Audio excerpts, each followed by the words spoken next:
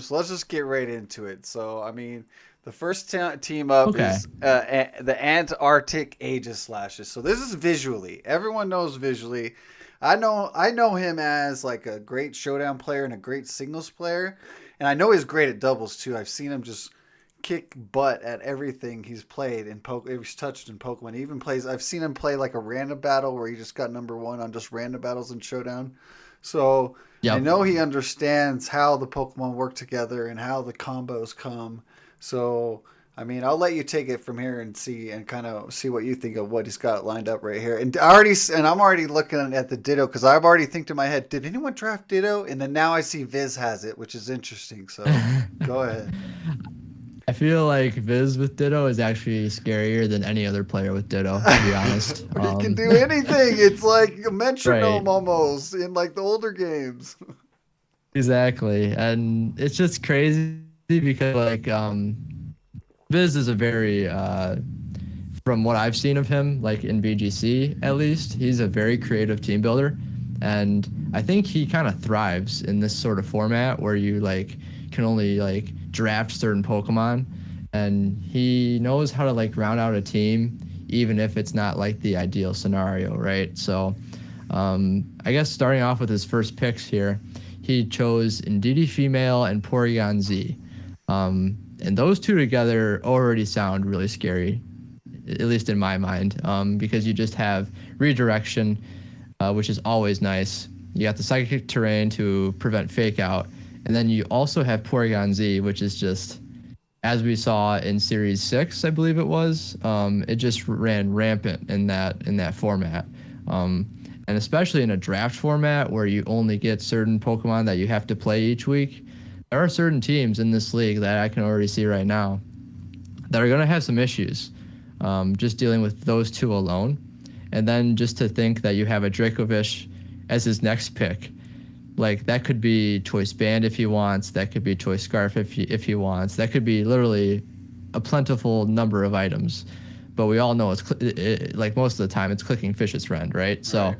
um, it's just one of those, uh, And like just based on those first three. no one drafted Gastrodon either, I think. So I think that's really big for Dracovish because that was like the one counter in my head to just bring, and now I'm like, oh my gosh, how am I even going to beat Dracovish?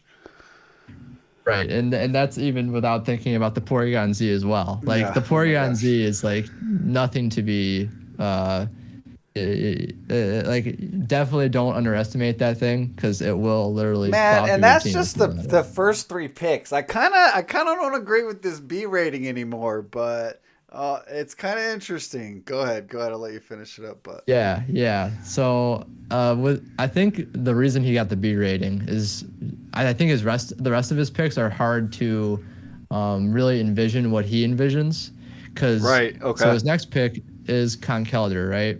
And so that's a good Pokemon, right? But it doesn't really fit the genre of what he was going with the first three picks. Like just based on the first three picks, you would think, oh, this is a more aggressive, fast, kind of team. I mean, obviously he doesn't have Tailwind, right? But it's still a pretty fast team. Like if you look at his next two picks, being Alakazam and Yep. Gengar, Those are and That's so Ditto can funny. be Choice Scarf sometimes. Those two picks, those are super fast guys right there. I don't know what he's getting out of those, but yeah. And then Ditto. Go ahead. And I guess the one thing in my mind that he could use Conkeldurr as like a interesting combination with would be like Trick Room Alakazam with Follow Me support, or Trick Room Gengar even with Follow Me support, because you do have that option. Interesting. So if he's up against like a really fast team, like if we look at Fevzi's team down here, not to like go to Fevzi's, No, go but ahead. just to mention it, Yeah. he We'll has the segue into it Whimsicott later. plus Hyper Offense. Mm-hmm. So like if you're facing a team like that you know is really really fast and relies on that, you could go with your Trick Room route, right? So That's a good one. that's something. Um, but yeah, so those are those picks as far as the Conkeldurr. And the Alakazam's interesting. It's definitely interesting because you do have the expanding force plus psychic terrain, which is nice. And then I guess I don't know. Like I've used Alakazam before. It's kind of a one-trick pony in my mind. Right. I guess if you count Trick Room another trick, I mean that's 2 tricks. You know, you either click Expanding Force or you're clicking Trick Room, or I mean maybe you get some other things that I'm not aware of. But like at least when I was using it, those were the 2 main things it did. And then I guess you could also like trick, like literally trick a item onto another Pokemon, which could be interesting, I guess. But Choice card for something. yeah, I don't really know, what his like idea is with this Alakazam besides those 2 things, right? So That's the mostly all I've seen is just expanding, forcing Alakazams. and definitely don't forget about Trick Room. I still think Trick Room with this Conkeldurr is something he could do, but it wouldn't be something he would do like every week. Gotcha. So definitely keep that in mind. The Gengar is like a similar situation, I would say. Like, which maybe that's why he got the B rating as well. Because I feel like Alakazam and Gengar, you know, they're both Gen 1 Pokemon. And they pretty much both do the same stuff, just like a little different, right? So they both get Trick Room. Gengar gets some other cool moves like Hypnosis, which could be interesting. And then obviously it has Sludge Bomb and Shadow Ball. I feel like you always run both of those, unless you feel like you don't need it. You could run like a third coverage move like Will-O-Wisp or Taunt. I mean, it gets a lot of cool like support moves, right? But it's not really, at least on the bulk side of things, it's not really that bulky. And just looking at his team in general is very frail, right? Because I mean, I don't see a lot that can take more than 2 hits. That's a good point. Right. I mean, unless you Dynamax it, right? And I mean, we are in a Dynamax format, so it does make his team bulkier in that sense. Yeah. But I feel like he might have a hard time if he gets certain plays wrong, right? Like if he leads terribly turn 1, it might be more of a problem than if you're looking at some other teams that we're going to talk about later that are, you know, bulkier, right, and can afford to have maybe a bad lead turn 1. Then you have some wiggle room. But with Viz's team, it's like you have to know how to play every single turn perfect, because if you don't, then you could easily fall behind. At least in my mind, because I've used hyper offense teams before. That seems to be the run of the mill hyper offense team. I mean, the one nice thing is that he has Follow Me, right? So that's some reassurance. But and the Scarf Ditto, or I guess you could run other items on Ditto, but just having Ditto in general is kind of nice because you can copy, let's say, the Glastrier on Nekkra's side. Would be kind of interesting to, you know, be able to copy, because then that gives your team bulk kind of in that sense. But yeah, that's Ditto.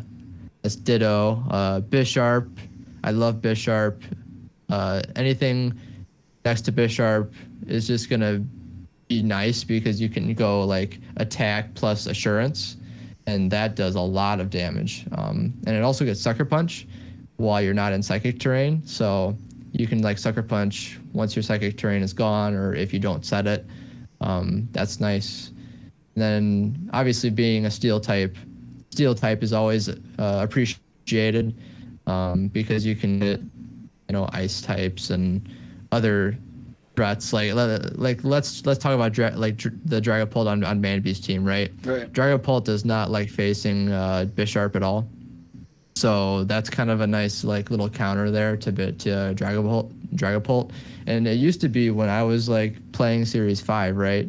Bisharp was the thing that I used actually to like beat Dragapult, was just have Bisharp on the field. And the common thing that people would do with Dragapult is put it next to Togekiss, right? And Bisharp beats both of those.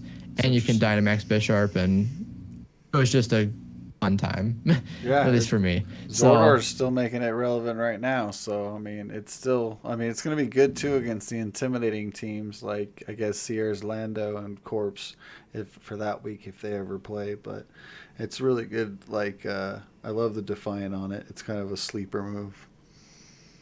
I agree. Especially when you have so many like intimidators, like you were saying. It's really nice to be able to just be like, you know what, you can't intimidate my Dracovish. Because most people's way to beat Dracovish would be to intimidate it, right? Mm-hmm. Well, now you have Bisharp on your team, so it makes it easier to like make the neutralizers to other parts of your team easier to deal with when you have something like that. So, and then I also see the Slurpuff as the next. Right. That's what I was gonna say. Thing. Go ahead. Okay. So the Slurpuff is really, really interesting. Just because, like, I don't know, like when it's got that unburden ability, right? So if you go Psychic Seed with the Indeedee, then you get double speed, which was a strategy that people used with Indeedee. I think it was Indeedee male, but it could have been Indeedee female too, because they both set Psychic Terrain. But basically, the nice thing about it is it's a very great supporter. It can go after you, which is nice because you got double speed after the Psychic Seed proc. And then you also have Fake Tears and a ton of other moves that you can do. A lot of support. There's also the Belly Drum set too. Yeah, there's also the Belly Drum set too, which you can go like Follow Me Belly Drum into a Citrus Berry, and so then you're like max attack and also double speed. So you've changed what could have been a support Slurpuff into a very offensive Slurpuff. So there's kind of two different sets you got to worry about with that one. Tell me about the Landorus Eye.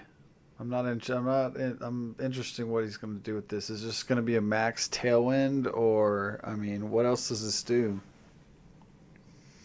So Landorus Eye is interesting. I've looked into it a few times. It's one of those Pokemon that like,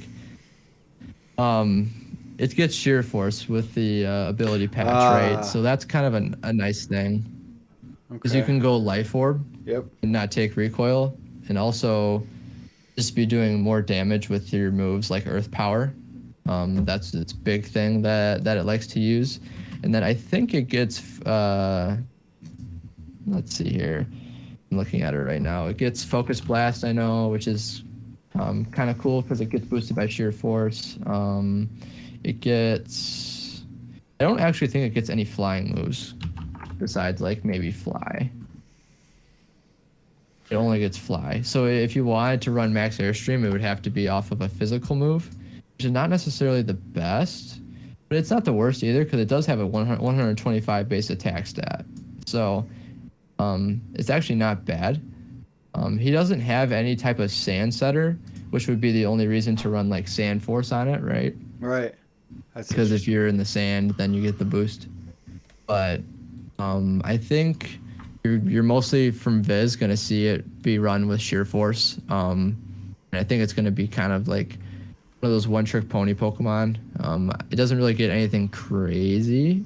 Because the only set I've ever seen is like Earth Power spam, right? I don't really play this Pokemon too often, but maybe Viz can make me eat my words, right, and show me something that I haven't seen it use before. But yeah, Catfishy, I've played my match already. And then, like you were just saying, a one-trick pony is going to be like Pikachu. I just see that as either, doing the light ball or whatever, or just doing a Gigantamax Pikachu, because in this league you have the option of just Gigantamaxing it or not. So he can go Gigantamax Pikachu, or just put a light ball on it and just try and get some damage off someone with. I mean, it seems like it's his only electric move at all on this team. Steaks greater than chicken. I don't know, man. Chicken's the white meat. I enjoy that. Dang, I gotta check the VOD. No worries, man. But yeah, let's just go into the next team right now. If we're talking up Viz enough, let's go into the next one. Here we go. Let me see. Yeah. I usually can hit the next button. All right, there we go. Straight into Manby. You know Manby. Your man Manby? I do know Manby. Let's see. So what's he got? Dragapult already, and he's one of the guys I play week 2. So I was kind of countering him with my first couple picks because I was thinking about playing him. But we already got Dragapult right off the get-go. I really like the Dragapult pick actually from Manby.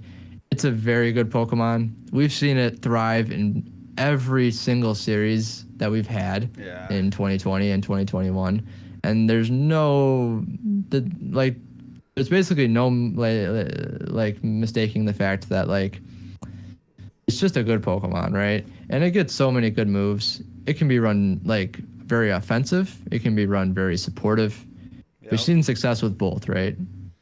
And he seems like he mostly bought it for beat up. I mean, first he got the Arcanine with his third pick, and I was like, okay, he's going to do beat up. But then he saved his free Terrakion pick, which I think is either a tier 3 or tier 1 or tier 2. But yeah, you know he's bringing some beat up, and I know he's going to bring it against me. I just got to have some redirection ready. But the Prim was interesting right after. It's like he picked the reverse pick after that. Yeah, so I actually really like Primarina.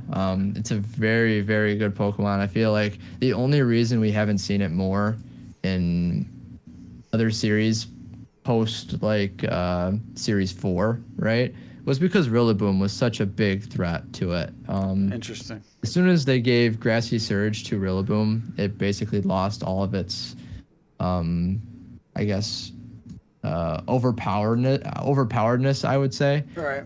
Because it really does do a lot of damage. Its base special attack is nothing to scoff at. It's base 126, which is one of the highest special attack stats for a water type in the current set of games. And it's pretty bulky too, right? On the special side, it definitely is very bulky. On the physical side, it's very not bulky. So that's kind of the trade-off you have with running a Pokemon like Primarina is that even if you resist something, if it's a physical move, it's still doing some. You still have to kind of watch out for the physical attackers. And that's something that I had to pick up on as I was running it too back in like Series 5.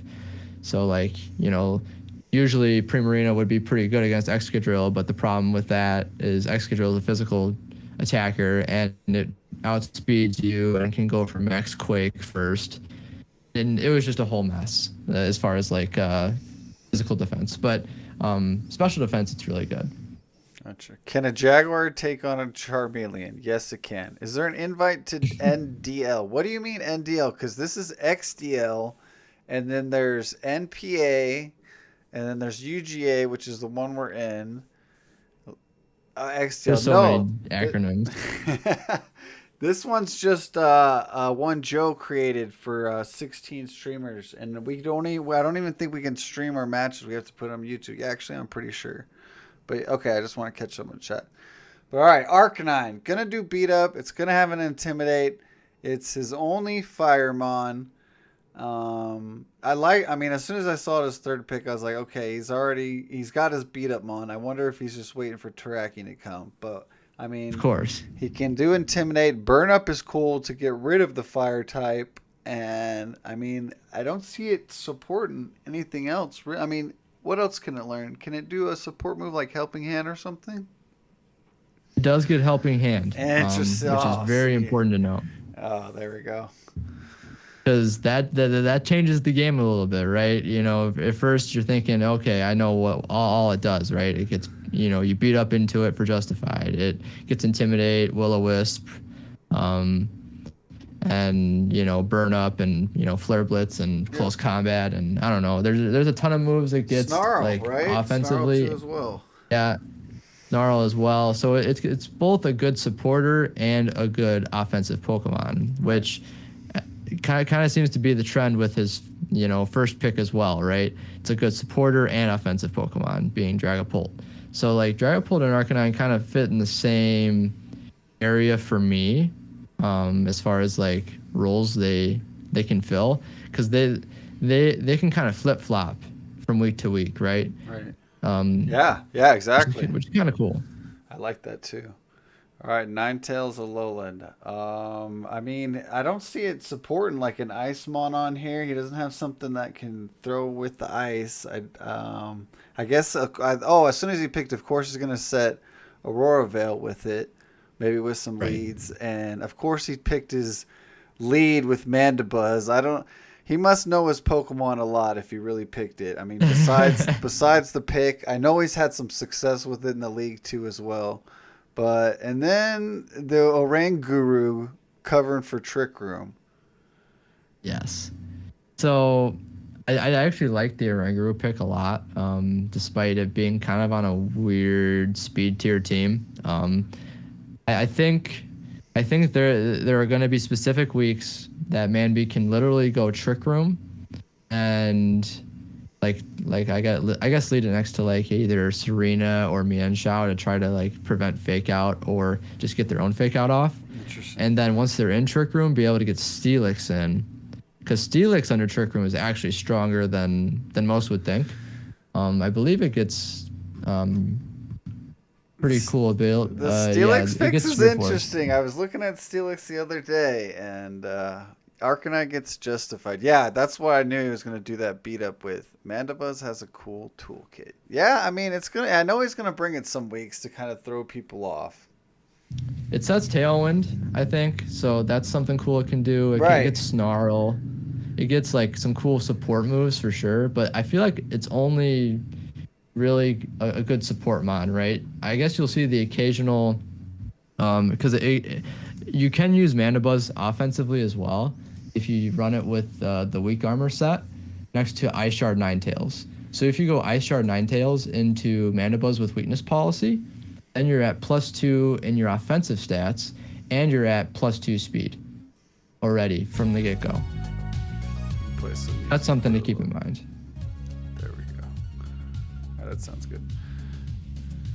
And then Bulltown. They were talking smack about some Bulltown, but I mean, he wasn't too bad early on. But as the seasons carried on, there's just so Aleki just took over. There's no reason to use any other electric Vaughn, I guess. But I forget the other move he carries on. I'll have to look at his set. But what do you think of the nice electric dog? So the electric dog is kind of cool. It's not really a Pokemon you'd ever use outside of draft, in my opinion. Unless you're trying to be, just very creative, right? So Exactly. The thing about Bolton is it gets a cool move. Competitive it's and called E. strong jaw. That's right. So it's like a melodic kind of. Yeah. It's a surprise melodic, but it's got 121 speed. Yeah. And it gets the move called Electrify. And basically what Electrify does is whatever you use Electrify on, the Pokemon using an attacking move that turn is going to turn that move into an electric type move. Interesting. So this is if definitely you use a Electrify draft on your opponent. play. Jeez.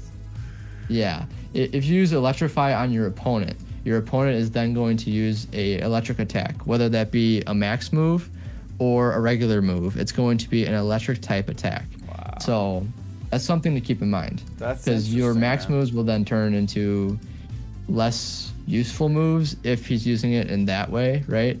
So like, let's say you have Boltund Dragapult, and your opponent has like some ghost type or some dark type, right, on the field. You can electrify the dark type, and basically not be as threatened by it, because every time you electrify it, it's just not doing as much damage as it wishes it could be. Right. And you could also electrify yourself to try to beat out other water types. So for example, let's say you have Arcanine, right? And it's boosted, and you need some water type that's up against, Arcanine on the field to be neutered. You just electrify yourself, and you can do that. Or you could go electrify on any other of your teammates if you're in that situation, right? Where you're up against something that you need to hit with an electric type move, and that's the only way you're going to KO it. You can still do that, yeah. I didn't even know about that electrify thing. I've never seen that done, but now we'll see if he pulls it out. Terrakion, of Definitely course, he's will. going to do his beat up stuff. Like we touched about a Of little course. Steelix. Serena, he got his grass pick. He got his fire and water, tier 1 and tier 2. He got his grass, and then the rat at the end. Right. And I think the rat at the end could be actually more interesting than than most people think. Mienshao gets a lot of very interesting support moves. I've used it in actually many different VGC formats, and oftentimes it carries Fake Out, right? But the last 3 moves are always pretty much up for grabs. So like you could run Taunt. There's a move called Feint that breaks Protect, which is really nice. Right. It gets Quick Guard. It gets Wide Guard. It gets which was big. I think it gets last Helping Hand. series. I think it gets Ally Switch as well, and it also gets Close Combat, which it didn't get in previous games, but Close Combat is a nice, just good solid attacking move, right? To just hit your opponent. So. And the great thing about the rat is because the one thing I hate about it is when my Raichu comes in and I try to I want to fake it out, but if it's running inner focus, you can't fake it out, and it's either gonna fake your Raichu out or fake something else out, so it kind of pressures you now, and so it's interesting. Exactly. All right, I like Mienshao. Let's go on to the next team. Let's get to it. Let me see. Is it Nekkra? I think so. I gotta zoom out and then go. Oh, I might have skipped a couple. I might be. Oh, it's because I ordered it in Chicago, so that's why it's next. I surprised you. We're gonna go over Moxie Boosted's team first. There we go. Oh, okay. Sure, that's fine. I guess I'm no longer a local to Chicago anymore, but I'm actually wearing the Chicago VGC shirt. Oh, nice. I used to be from Chicago, so that's kind of cool. So first pick, Dusclops. Interesting. He wants his power. I mean, we didn't go for P2, which is we all know is the superior Trick Room player. He went for Dusclops. So, and then Colossal after that. Yeah. So what I see here is you can boost your Colossal with Dusclops if you go like Bulldoze, right? And Colossal is actually pretty slow, so you can run it that way. But you can also go the Sneasel route, right? And go like Surf onto yourself with Colossal and do it that way as well. So he has kind of a slow and a fast mode, which is really, really good to have on a draft team, because your opponent will never know which one you're going to come with until they see team preview. And maybe even if they see team preview, if you bring the Dusclops and the Sneasel, you never know which way he's going to go, right? So that's really, really good. And Moxie Boosted is really smart about building some kind of off-meta stuff like that. It's going to be interesting with all these tools that he's got. Oh yeah. The Sneasel has got inner focus as well, and does the Surf, and I'm pretty sure, if I'm not mistaken, it does learn Beat Up, and then he picked Virizion right after that. So he's got his Beat Up as well. So you always got to be worried about that lead, and you got to worry. Honestly, you got to worry about a lot of leads here. And that's what's kind of scary about Moxie Boosted's team, is because you can go so many different routes. How are you going to prepare for all these leads? You're going to have to see what he uses one week and kind of see if he succeeds or if he's going to totally switch it up.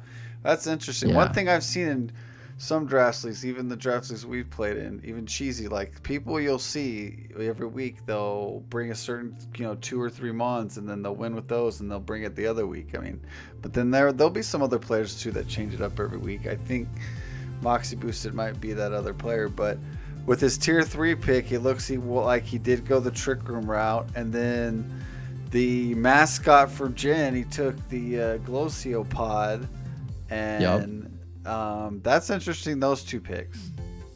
Yeah, so with the Reuniclus, you kind of have a better Trick Room option. Like Colossal is kind of a Trick Room option, but you mostly want to use it with your Surf or your Aqua Jet from the Galissapod that you just mentioned. Right, that's the oh my gosh, someone did that in another draft league. Yep, go ahead. Exactly. And so you kind of have I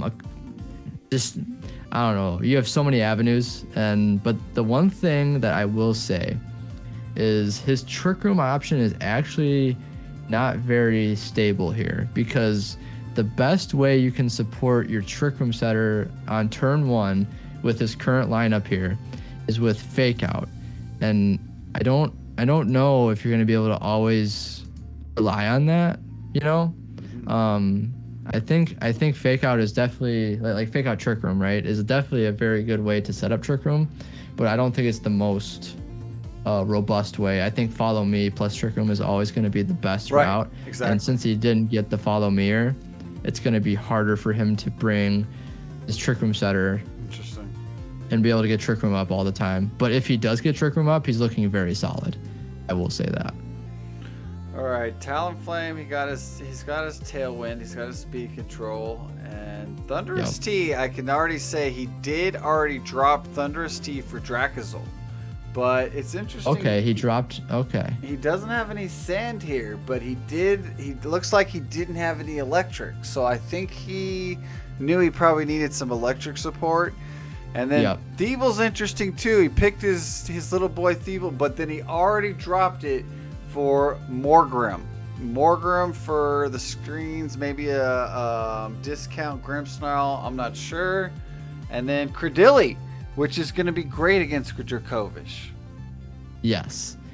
I think Credilli is one of the first things I've seen as we go through these teams that actually is an answer to Dracovish, like a hard answer. He's going to bringing that for sure. Right? They got to expect that. And the Talonflame plus Dracozolt is always something that I've always given a lot of credit to players. There it is. That's the combo it's coming with, I think. There you go. I didn't think about that till you just said it.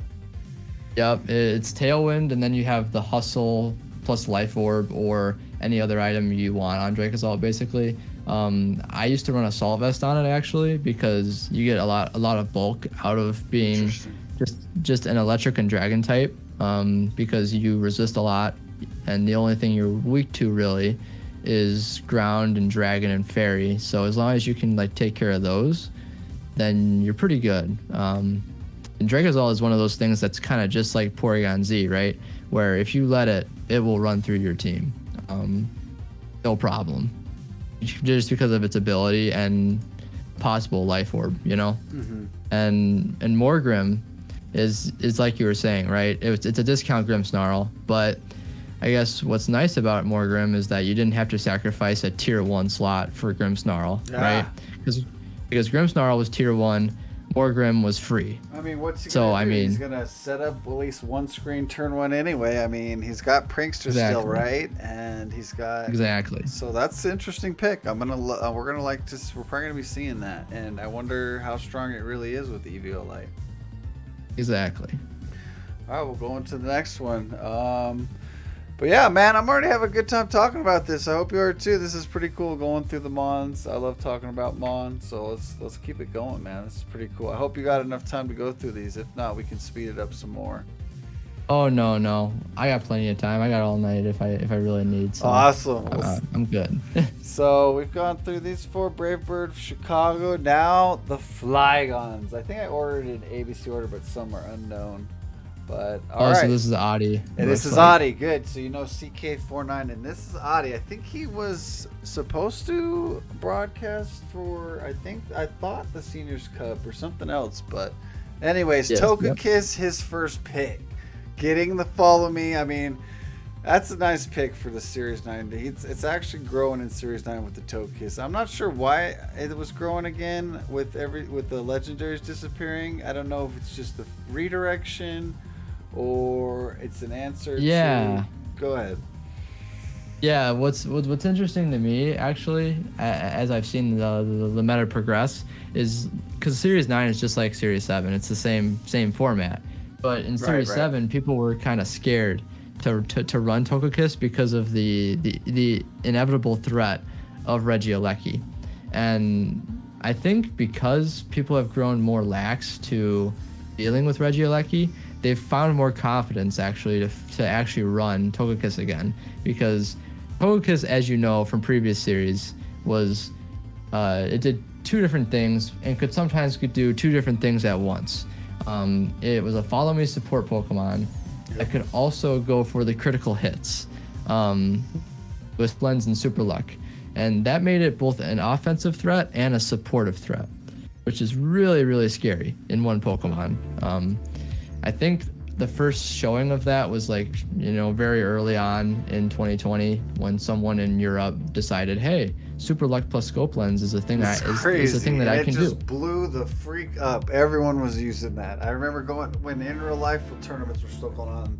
I was able to even Primitive. Me and he was using it. I was using it, and we were bringing. Exactly. I forgot what else we were bringing. Excadrill was the counter, of course, because one of the other mons wasn't even available yet. I think Lando wasn't out yet. That's right. But and then they started running Heatwave to deal with that. Yeah, it was just the nice progression of the mate. It's awesome to see.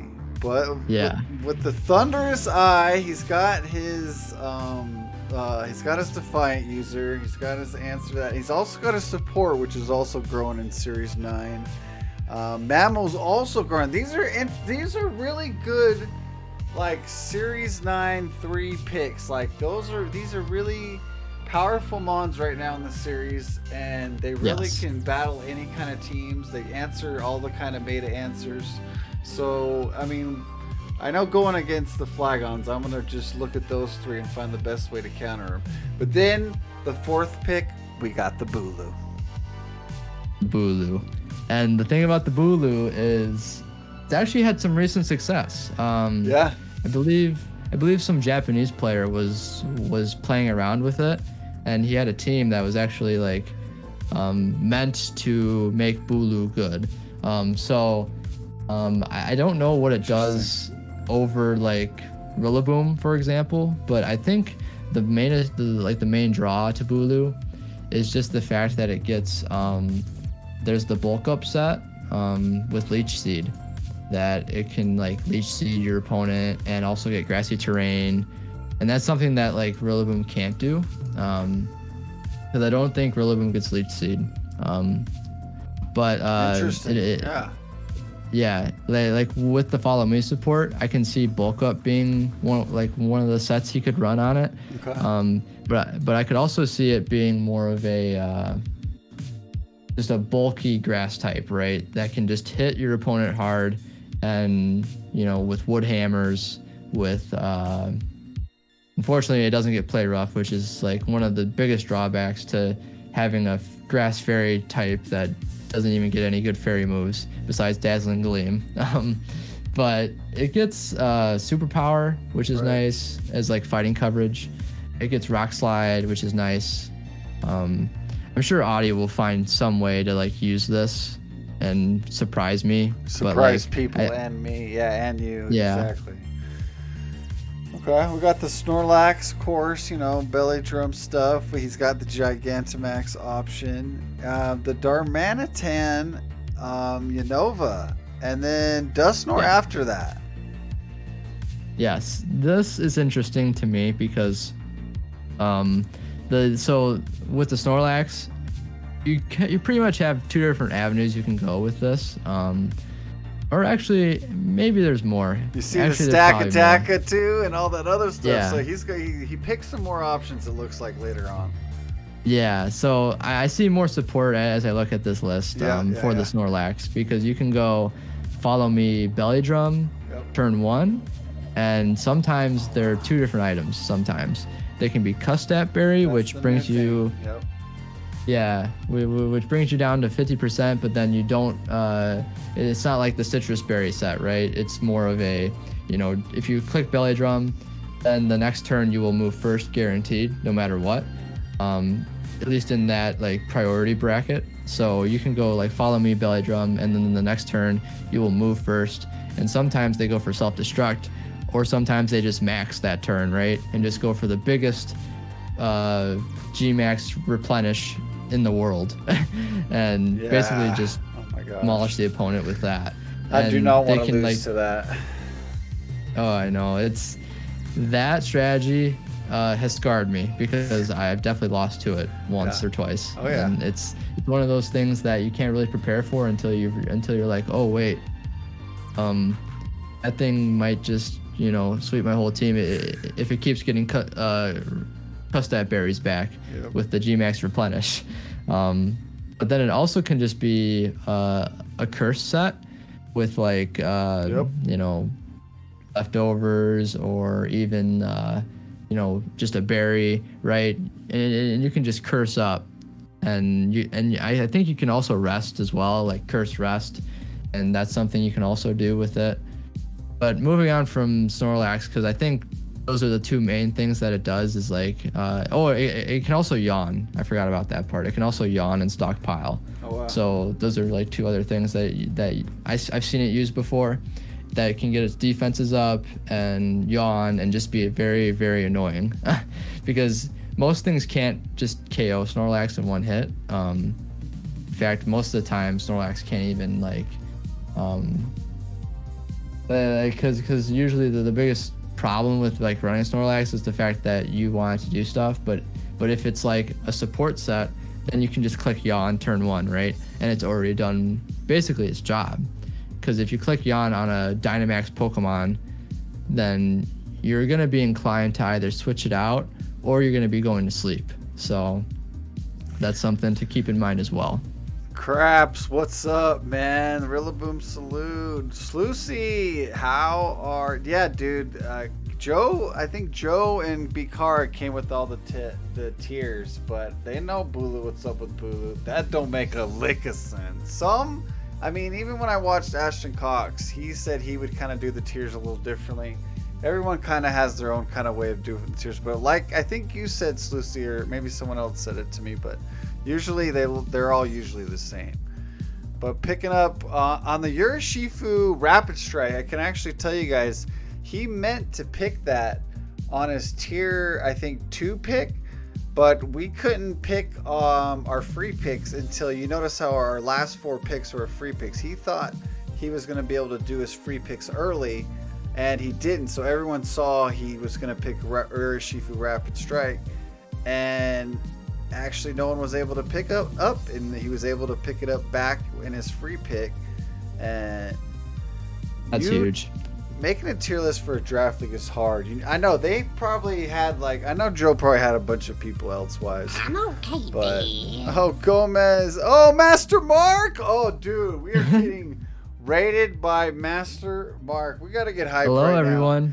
Now. Everyone's here. It's raid video time. We're just going over the XDL league, guys. Oh my gosh! Stop the music. I can't beat it. You guys are all gaming it up. Let's do it. Nick's with me. We're gonna party now. That's right. That's right. Thank you guys. Do I have a mod here? We're rated by Master Mark. Thank you guys. I was like, why is Gomez doing a Chansey? Where did Gomez come from? Sure enough, we got rated. He's the Chansey king, man. Jeez, what's up, Curry Delight? Master Mark, thank you so much for the raid. Appreciate it. The brothers, they play Pokemon. This song. 2 guys, and they put Nina and Frank's brother. This is why I unfollowed you. Oh, Sluicy, I remember you doing that. I remember you doing that a while ago.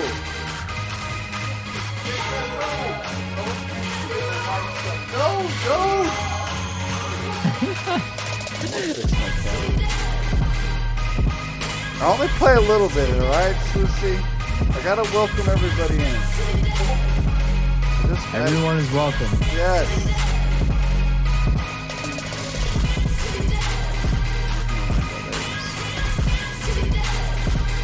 Alright, we'll just stop at the TV part.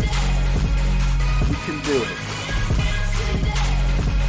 Because we're in the middle of team. I have to put this on YouTube. You guys are all going to be in a YouTube video.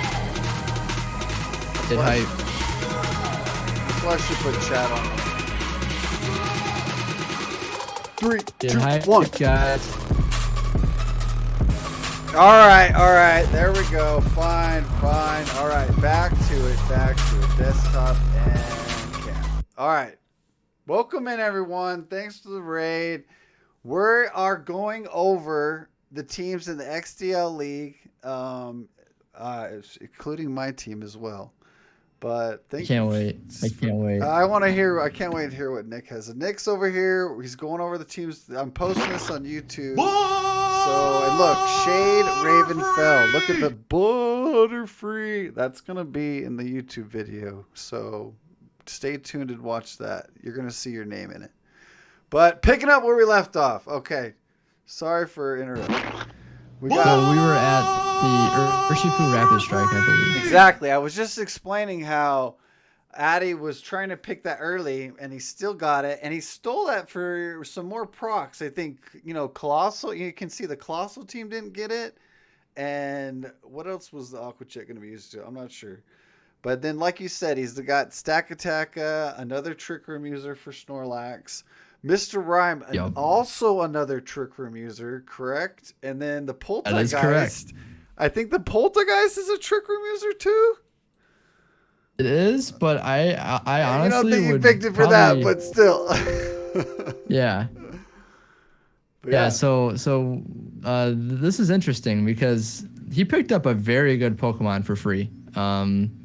Like Urshifu Rapid Strike, I've seen it used without Colossal, right? Because it's just a very good Pokemon. Being Urshifu, it can hit through Protect, which is one of the most broken things in the game. To be able to hit through Protect, I mean, there's nothing else in the game that can do it besides like Feint, right? But then you're trying to double up on a slot, whereas Urshifu just does it all on its own, and it crits with every one of its surging strike moves, which is just so strong. You can run it with Sash. Oh yeah, we'll get to Urshifu. Don't worry. Hey, okay. But like, yeah, so Urshifu is usually seen running Sash, right? But like, I can see in like a league like this, you have more flexibility to run like other items, like Life Orb. Choice Band is another great item. You can go coaching with it, which is interesting. I've seen it. Yep.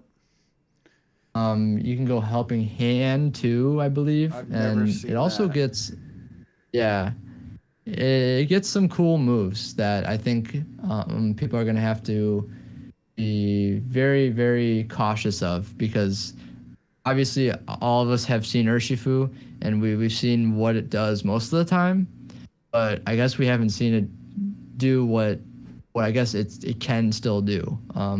So don't always assume it's just going to be the same old standard set, I guess, is what I'm saying.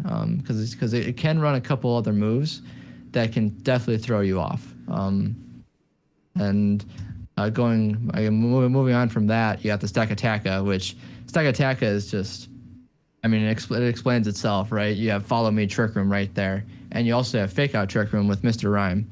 That's right. And you have Mr. Rhyme as a Trick Room setter as itself. Which is just scary because it also has the ability Screen Cleaner. So basically what that does is as soon as it enters the battlefield, I believe this is how it works. As soon as it enters the battlefield, if your opponent has screens active, it will get rid of those screens immediately. And that's a really crazy ability to have.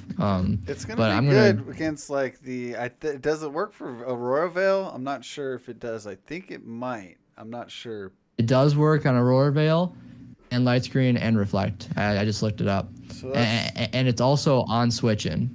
So it is like I described.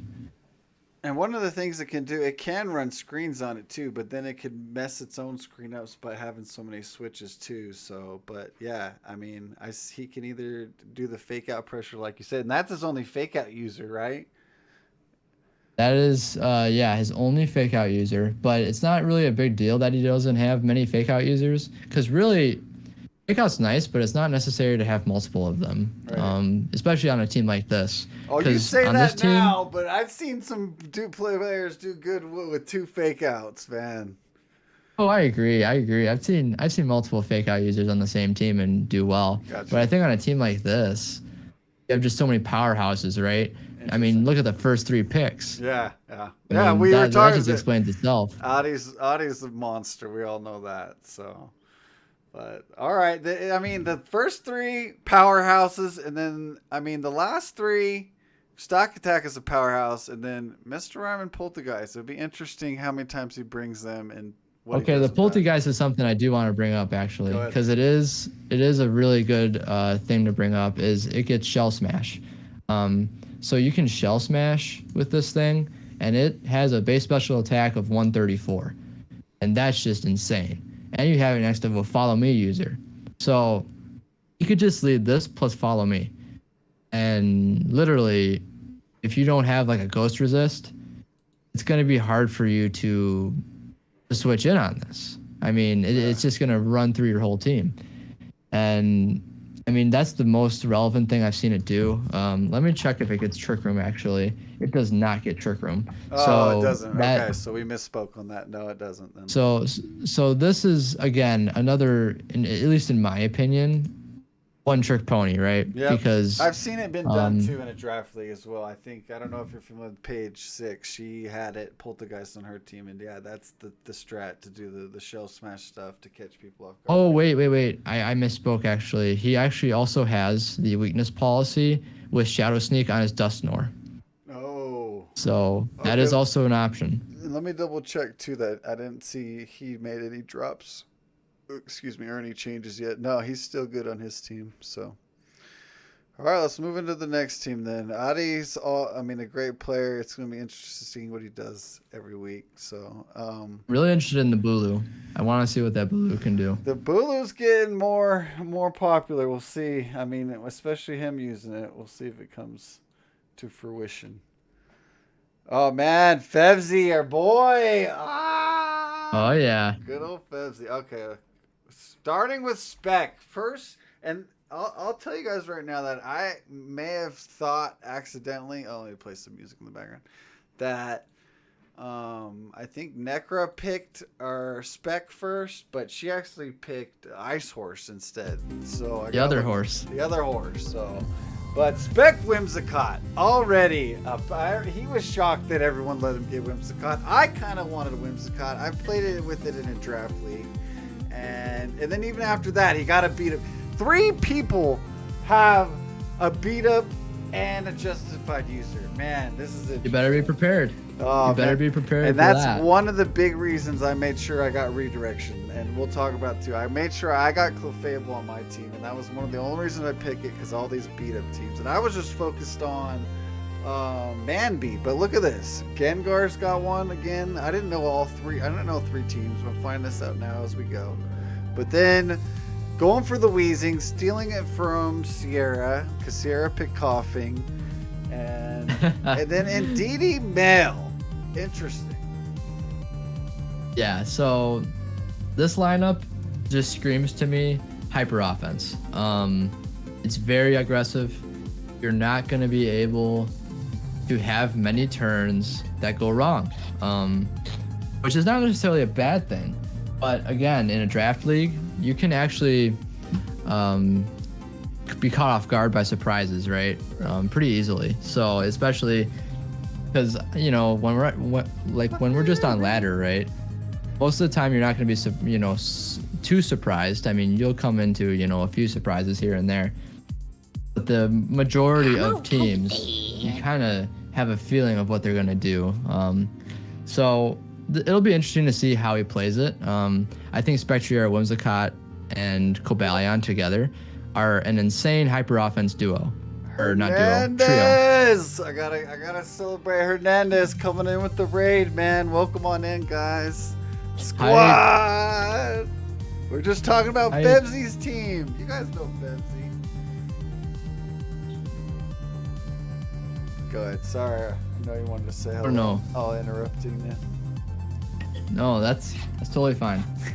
So go ahead. So the Weezing here is actually kind of funny, because when I first looked at his team, I'm like, what is he using? That's it gonna with? mess everything up. Okay.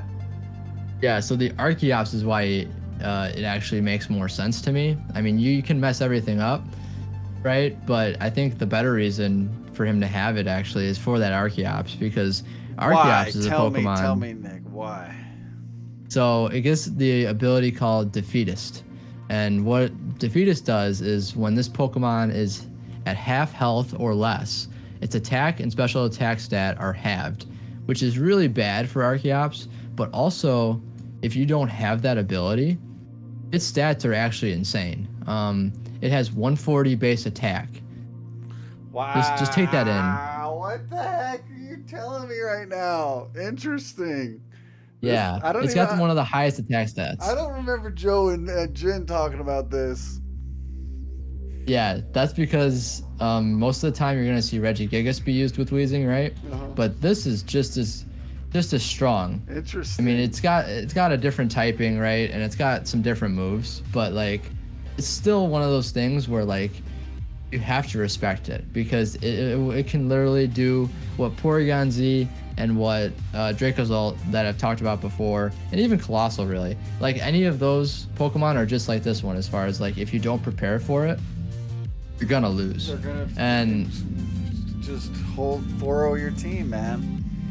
And it can be run physical or special actually because its special attack stat's 112, which is still nothing to scoff at, with a speed stat of 110. So like all that combined in one Pokemon, I mean, I would put that up with some of the, you know, heavier hitters that we've seen in the format, like you know, Dragapult for example. Because Dragapult's attack stat, if we're looking at that, is 120. And we know how hard Dragapult hits, right? So to compare that to something that's 140 base attack is just, and it's also, you know, it's also presumably going to be going for the Dynamax most of the time. So just being able to like do that, and then I think it also gets Tailwind. I'm pretty sure. It would be usable if it had 112 base speed instead of 110. I wonder what they mean by 112. What hits 112 that is relevant there? A good point. Let me see. 110's pretty high. It's faster than like. Yeah, 110's really high. Now I'm curious at what hits 112. So 112. All I see here is Lycanroc. Maybe he's talking. Oh no, he's talking about the Tornadus and Thundurus. Yeah. So it is slower than Tornadus and Thundurus, which is very important to note, because it's, at least against Thundurus, that's not a very good thing to be outsped by. And yeah, Raichu is 110, so he would outspeed Raichu too. That's interesting.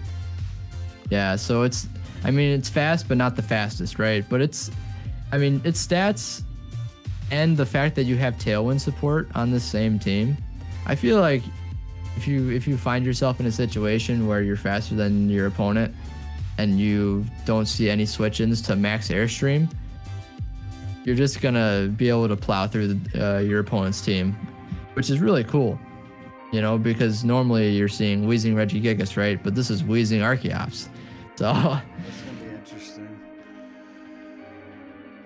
Well, Darmanitan, of course, he's got his ice counter, his quick power hits. I mean, it looks like that.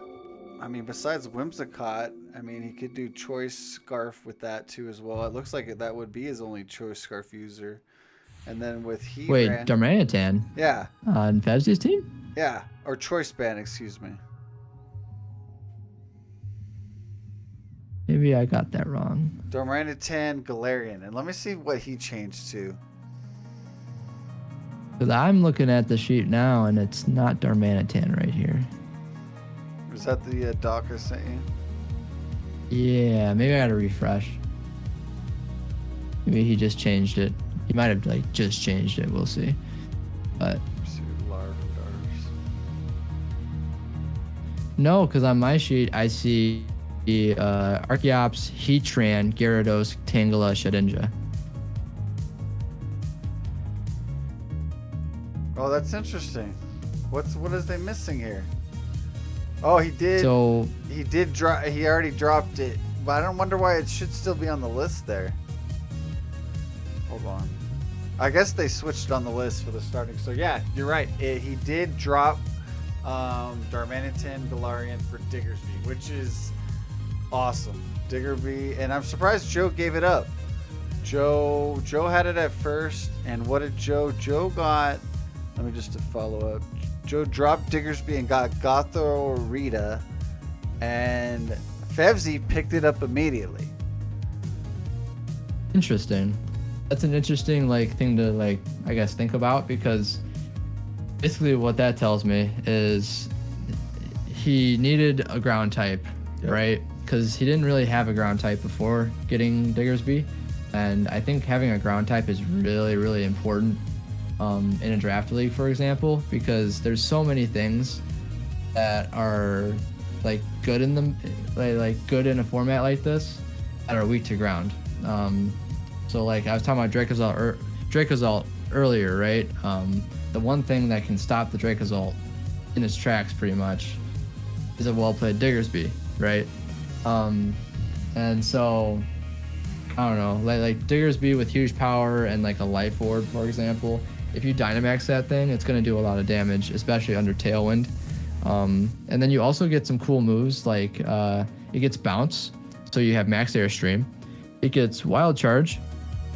I'm pretty sure it's Wild Charge. It's some electric move that it gets, and which is nice coverage, right? Right. And then you also get Max Strike, which is Stab because you're ground normal type, and it's based off of Giga Impact, which is like super strong in and of itself. So if you max this thing, it's going to do a lot of damage. And usually you've seen with the huge power, they'll just max and do Airstream turn 1 and just get the speed they need, and then they just hit so hard. Exactly. Well, And that's cool. I think, yeah, I think it's kind of a one-trick pony, but it's a good one-trick pony, right? No, and I remember I used to counter it with Ludicolo and just hit it hard with some water moves, and it'll just go down really fast. But once it gets fast enough, if it outspeeds, certain whatever can one-hit KO it, it's gonna get trouble. So. But, Yep.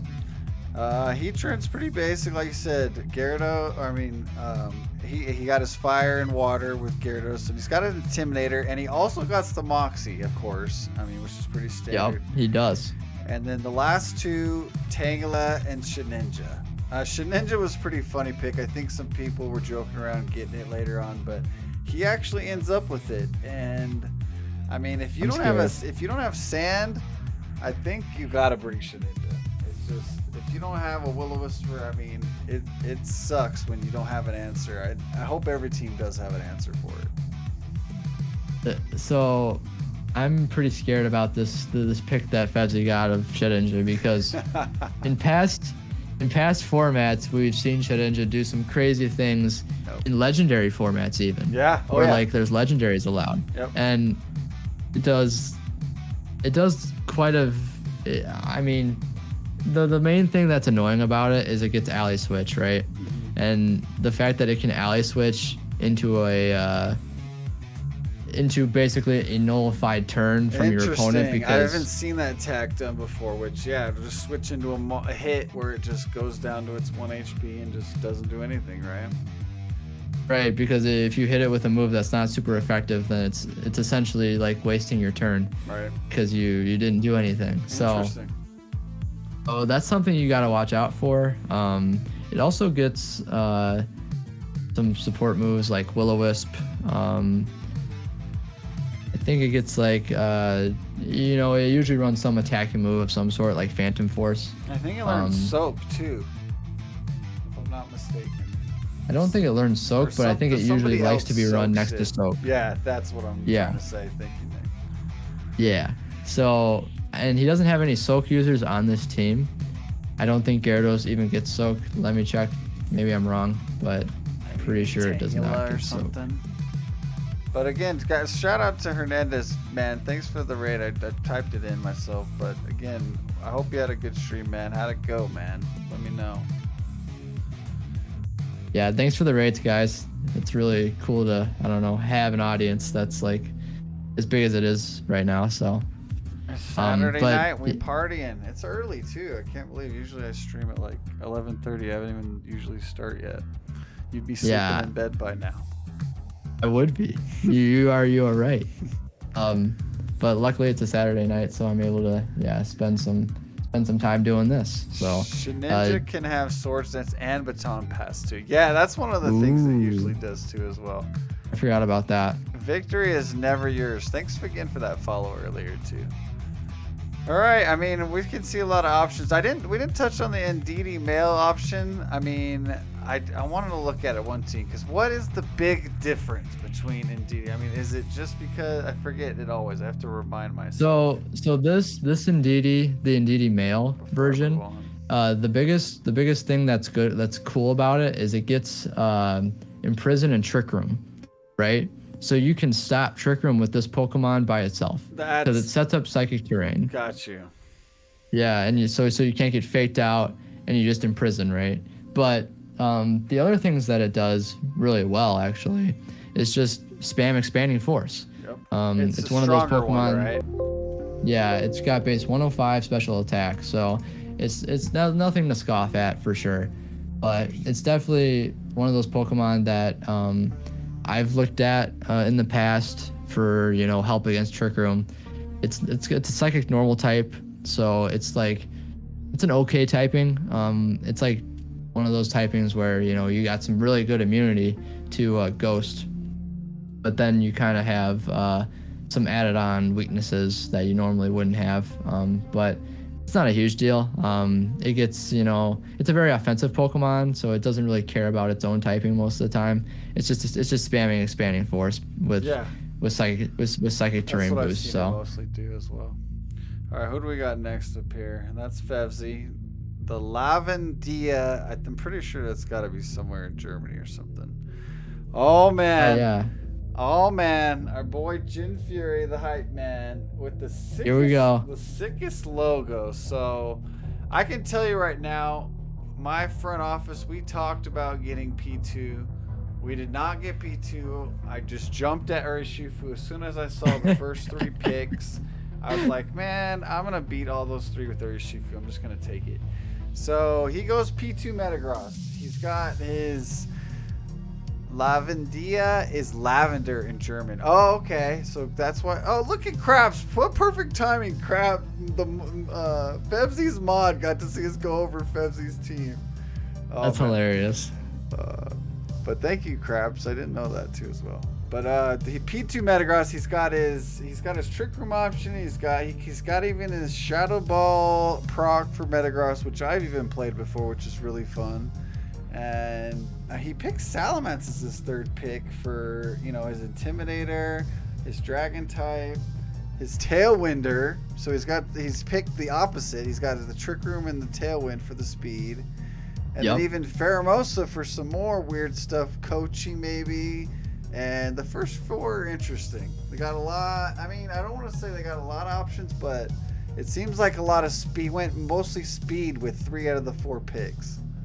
Yes. So one thing that people might not actually know is that in previous formats, Salamence and Metagross was a very good combination.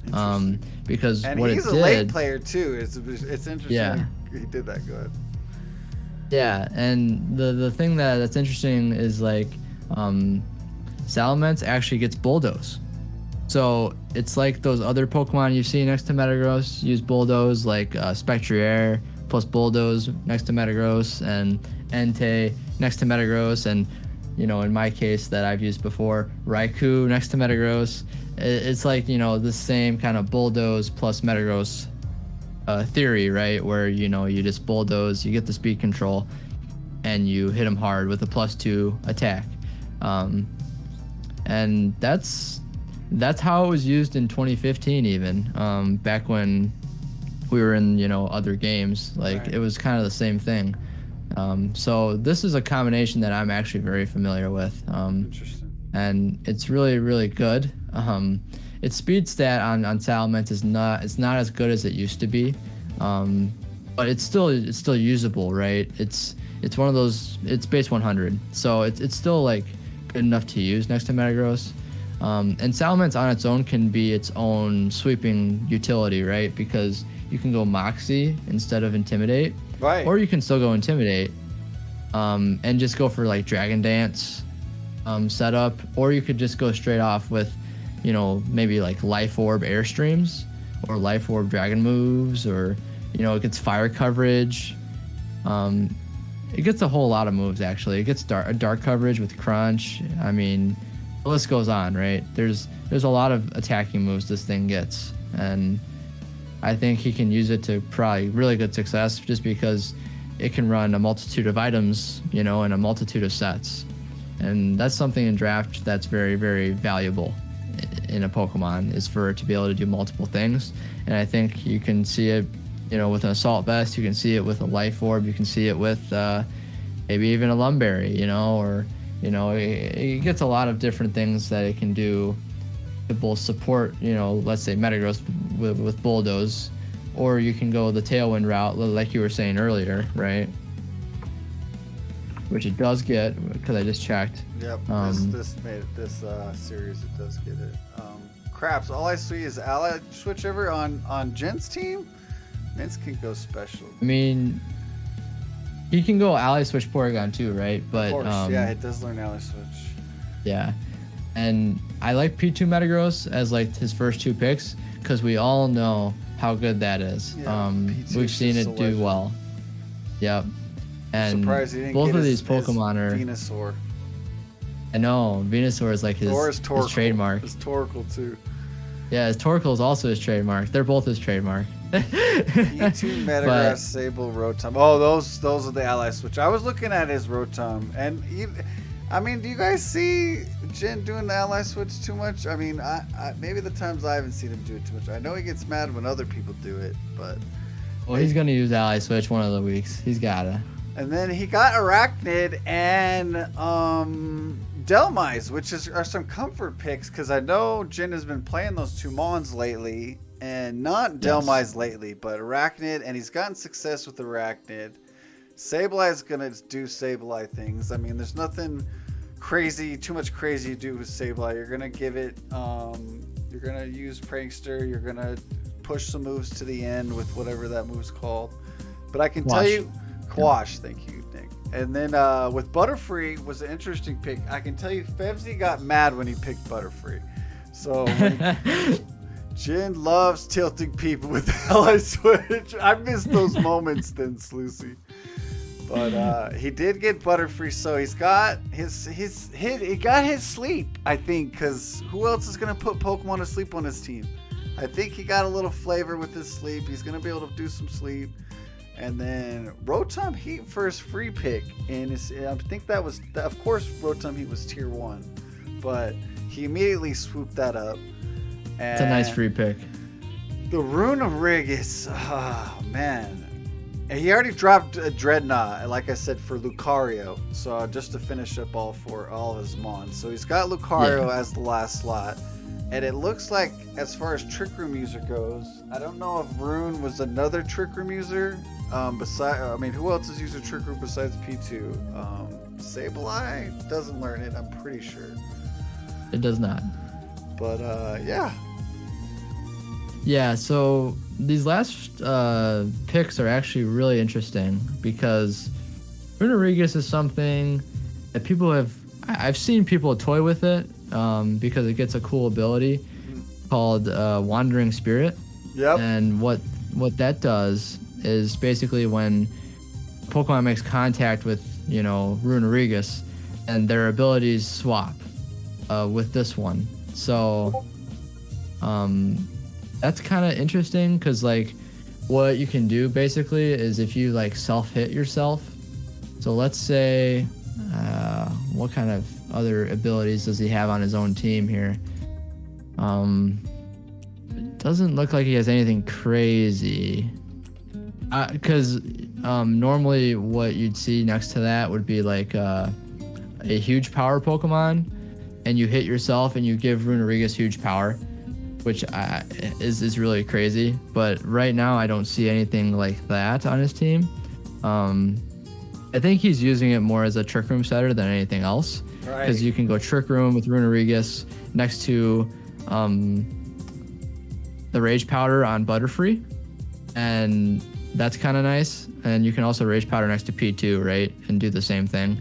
And we can even go back to like Series 2, for example, where there was like Scarf Butterfree next to Hatterene, right? And then they also had Indeedee Female on that same team. So like you could go Scarf Butterfree, you could go Focus Sash Butterfree, you could even Max Butterfree, right? If you're really feeling, spicy, because it does get the cool ability to like put things to sleep and multiple things to sleep if it gets the right, roles for it. And then you also have the Araquanid here, which Araquanid is strong in itself. It doesn't need any support for it to be strong, to be honest. It has the Trick Room support. It also has the Speed Swap support with the Pheromosa, which is very scary. Yes. Very, very scary. Especially and then you doing also that have with the his Quash. lower mons, too, and the Quash. Yeah. So he has a lot of options for him to go first, right? He has Trick Room, he has Speed Swap, and he has Quash. So I'm expecting, if you're going to face Jin, to just maybe even just expect to be outsped in one fashion. Right, with those four picks, man. And I mean, the way he's been playing Trick Room lately, I didn't see he was playing today. I think I saw in his tweet that he wasn't going Trick Room today. I didn't see what he played, but yeah, interesting with the Speed Swap on maybe even the Delmise or the Runarigas. That's gonna be interesting draft stuff going on. All right, Jin. We'll see what you got, Mr. A boy. Looks like you done good for the teacher and got your A. I still got some work to do, it seems like. So, all right. Oh man, so hyped that Battle Room's in this, man. We got caught. Oh, you know Colin, right? You're oh yeah. I know Colin. I know Colin, and history. yeah, we got a lot of history. Little matches, mainly just one event. So what happened was in 2015, me and Colin played in top 8 of Madison Regionals, and at the time I was still kind of new to the game, or not new to the game, but new to the competitive scene, because I had just started in 2014, and I really hadn't gotten my results that I really wanted until this event. And Madison Regionals was the first event that I had like top cut and like actually like was like surprised. I was like, holy moly, how am I here right now? And awesome. I guess, you know, one thing led to another. I went for a Dragon Dance in front of a Sylveon because I thought I could play slick, and for some reason, you know, predict him to switch out Sylveon for no reason. And it pretty much, that tells the story of that. I basically was just so nervous and so in the zone of like, oh, I'm on stage, that I just let my opponent sweep me from turn 1. And it was just a very embarrassing 2-0 in Colin's favor, obviously. And Colin actually ended up winning that same regional. So I don't feel super bad about losing to the winner of the whole regional. Yeah, you never do. But I do feel bad about how I played, because I played like crap. So that's something that I've always like looked back on as like, you know, don't get too big of a head, Nick, because this is what can happen, right? Don't get tilted, Nick. Come on. Yeah, exactly. So me and Colin have some history, and I respect him as a player. I really do. He's a really good player. I respect him as a player, definitely, as a streamer too as well. But speaking yes, of annoying, here comes the Grimmsnarl coming in as oh turn my 1 God. pick. Turn 1 pick, and he was like 5 or 6, or no, I think it was like 3 or 4. He's 1 pick ahead of me, and yeah, he went Grim right into the Grim, and I'm surprised he didn't go P2. But yeah, he doesn't surprise me. He does play Grim. He's got his screen. He's got so much stuff. We know Grim is just Grim, and then yes. But Zapdos turn 2 on his second pick. Interesting. Man. Okay, so this actually is very, very like it really resembles this team that was going around in Series 7, I believe. That was Grimmsnarl, Zapdos, and they had Lagging Tail and Grimmsnarl, right? And they would trick, and they would make Zapdos basically be a Life Orb set, so that you could just dish out a lot of damage from turn 1 and outspeed no matter what. And you could also just use this for a Trick Room counter even, because what Lagging Tail, or I guess Full Incense, is the same thing pretty much. But Full Incense basically always makes you go last, no matter if you're in Trick Room, Tailwind, whatever. You're always going last. And so that would really hinder a lot of these strategies where you'd get, speed control, and then you'd, try to sweep your opponent, right? whether that be with Trick Room or Tailwind. Well, that wouldn't work if Grimmsnarl, just tricked you a full incense on your Dynamax Pokemon. So you're gonna have to play pretty careful with this Grimmsnarl, And you're because stuck with Grimmsnarl it. can It do a just lot. sucks. It's like you can't get your speed. You'd have to trick yourself or throw it off or something. But Especially in draft, it's even scarier. Is this draft best of 3 or is it best of 1? I'm pretty sure it's best of 3. But now I'm gonna double check. I know it's best of 3. I remember looking in the rules, but Okay, because you can kind of recover from a bad game 1, I would say. Yeah. Because Grimmsnarl can be a very annoying Pokemon if see you what don't kind know of what Grimmsnarl it it does. is, and then adapt. That's kind of, and then hopefully they don't counter your adapt. So, and going back to the Zapdos, Life Orb is probably what I would expect most of the time, just because it gets the most out of using a Life Orb. But you could also go, I guess, a Leftovers Roost set.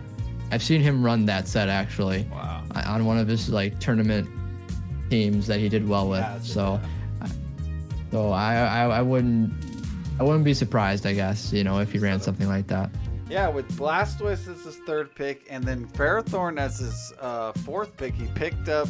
Okay, I was gonna say Fire or Water. I mean, he might run Heat Wave on Zapdos, but there's his Water, Grass, and then Togetic, Como-O. I mean, he's got Follow Me, and then the stuff Como-O does. I mean, I don't know what else Como-O does with his besides changing scales and needing a Follow Me user by it. Okay, yeah. So let's look at Como real quick, because that's something that I think is very interesting. It does get coaching, so that's something to keep in mind. And it also gets Body Press and Bulk Up, but it also does the setup move, right, called Clangorous Soul, that basically just, you lose a third of your health, but then you get +1 in all of your stats. Right. And this is where you would Follow Me plus Clangorous Soul, get all your boosts, and then just, Dynamax and do what you do, right? But I can see him going different routes with this Como. I think the Clangorous Soul is very obvious as a set, next to Togetic, especially because you have to Follow Me. But I think you could also go some other sets that are, just as good. Like you have Iron Defense Body Press. That's an interesting set. Yeah, and you have Dragon Dance instead of Clangorous Soul if you just want to not lose your health, right? Like if you're strictly a physical set, you could just go Dragon Dance, which would be fine. You could go I don't know. It gets some kind of weird moves. So just depending on the week, you could go some coverage moves. He picked it up for fighting, and then it was his dragon move, so he got dragon and fighting, and then the next one he went with another dragon. He doubled down, and I didn't touch much on the Blastoise, but we do know it was kind of growing a little bit in Series 9. I think the counters have grown enough where it's kind of either stabilized or ground down in usage, but he did pick it up, Blastoise. But Torn, gets Water Spout. Yeah. And so that's something. Yeah, exactly. And then the Torn was also growing in, I think I don't know if it's just Japanese players or some off-base players are kind of using it to kind of do some weird stuff. It's essentially a Ferrothorn, but different typing. It's interesting. Yeah. At least that's what I've seen it do. Fire Dragon. Because it gets Iron Defense Body Press, just like Ferrothorn gets Iron Defense Body Press. So we look at 3 of his Pokemon right now, and they can each do the same thing if they want. 3 of them. Yeah, I know interesting. That's very interesting when you say that. Yeah, and I know Ferrothorn is typically the Iron Defense set, but you can also go Assault Vest on it He just and looks go at more what offensive. team. It's like, is it my Grass Steel, or is it my Fighting Dragon, or is it my Fire Dragon? Which one am I going to get best off my Body Press on this team? That's interesting. Exactly. I'm going to be watching for that. Oh, man. They can all do it. Yeah. And Como gets Stab on its Body Press, so it's doing even more damage. Oh man, that's the best one. That's the priority pick. But Exactly. Knee-High on the free pick, I'm pretty sure it was tier 1. It's pretty nice. I mean, he's got A lot of people have been talking about the sticky acid move upcoming, and he might definitely be using it for that. Or if gastro acid, I forget what the move is, but what it does is Acid spray. Acid spray. It burns the items off. You get to see what the items are, and then it gets rid of them. And which I've seen it done once to me, but I was really interested in it. It could do, it not only reveals, but for a best of 3, but it also gets rid of whatever they're trying to do with the items. It makes the items not relevant in that turn. I really like Nihilego because what it brings to the table is a couple of different things. You can go Trick Room with it, which is very nice on this team that Colin has made here because he's got a lot of slow Pokemon, especially these last 3 picks after Nihilego. You can see that he's like trying to build out this Trick Room mode, you know? And a non-Trick Room user is going to be the one, or not, I mean a not typical Trick Room user. I hate it when a freaking Nihai just does Trick Room all of a sudden. Are you kidding me? Exactly. Are you kidding me? Exactly. That's the worst because and especially when you you expect him to bring Hatterene to do it, and then he seems it's like, okay, you know. Right.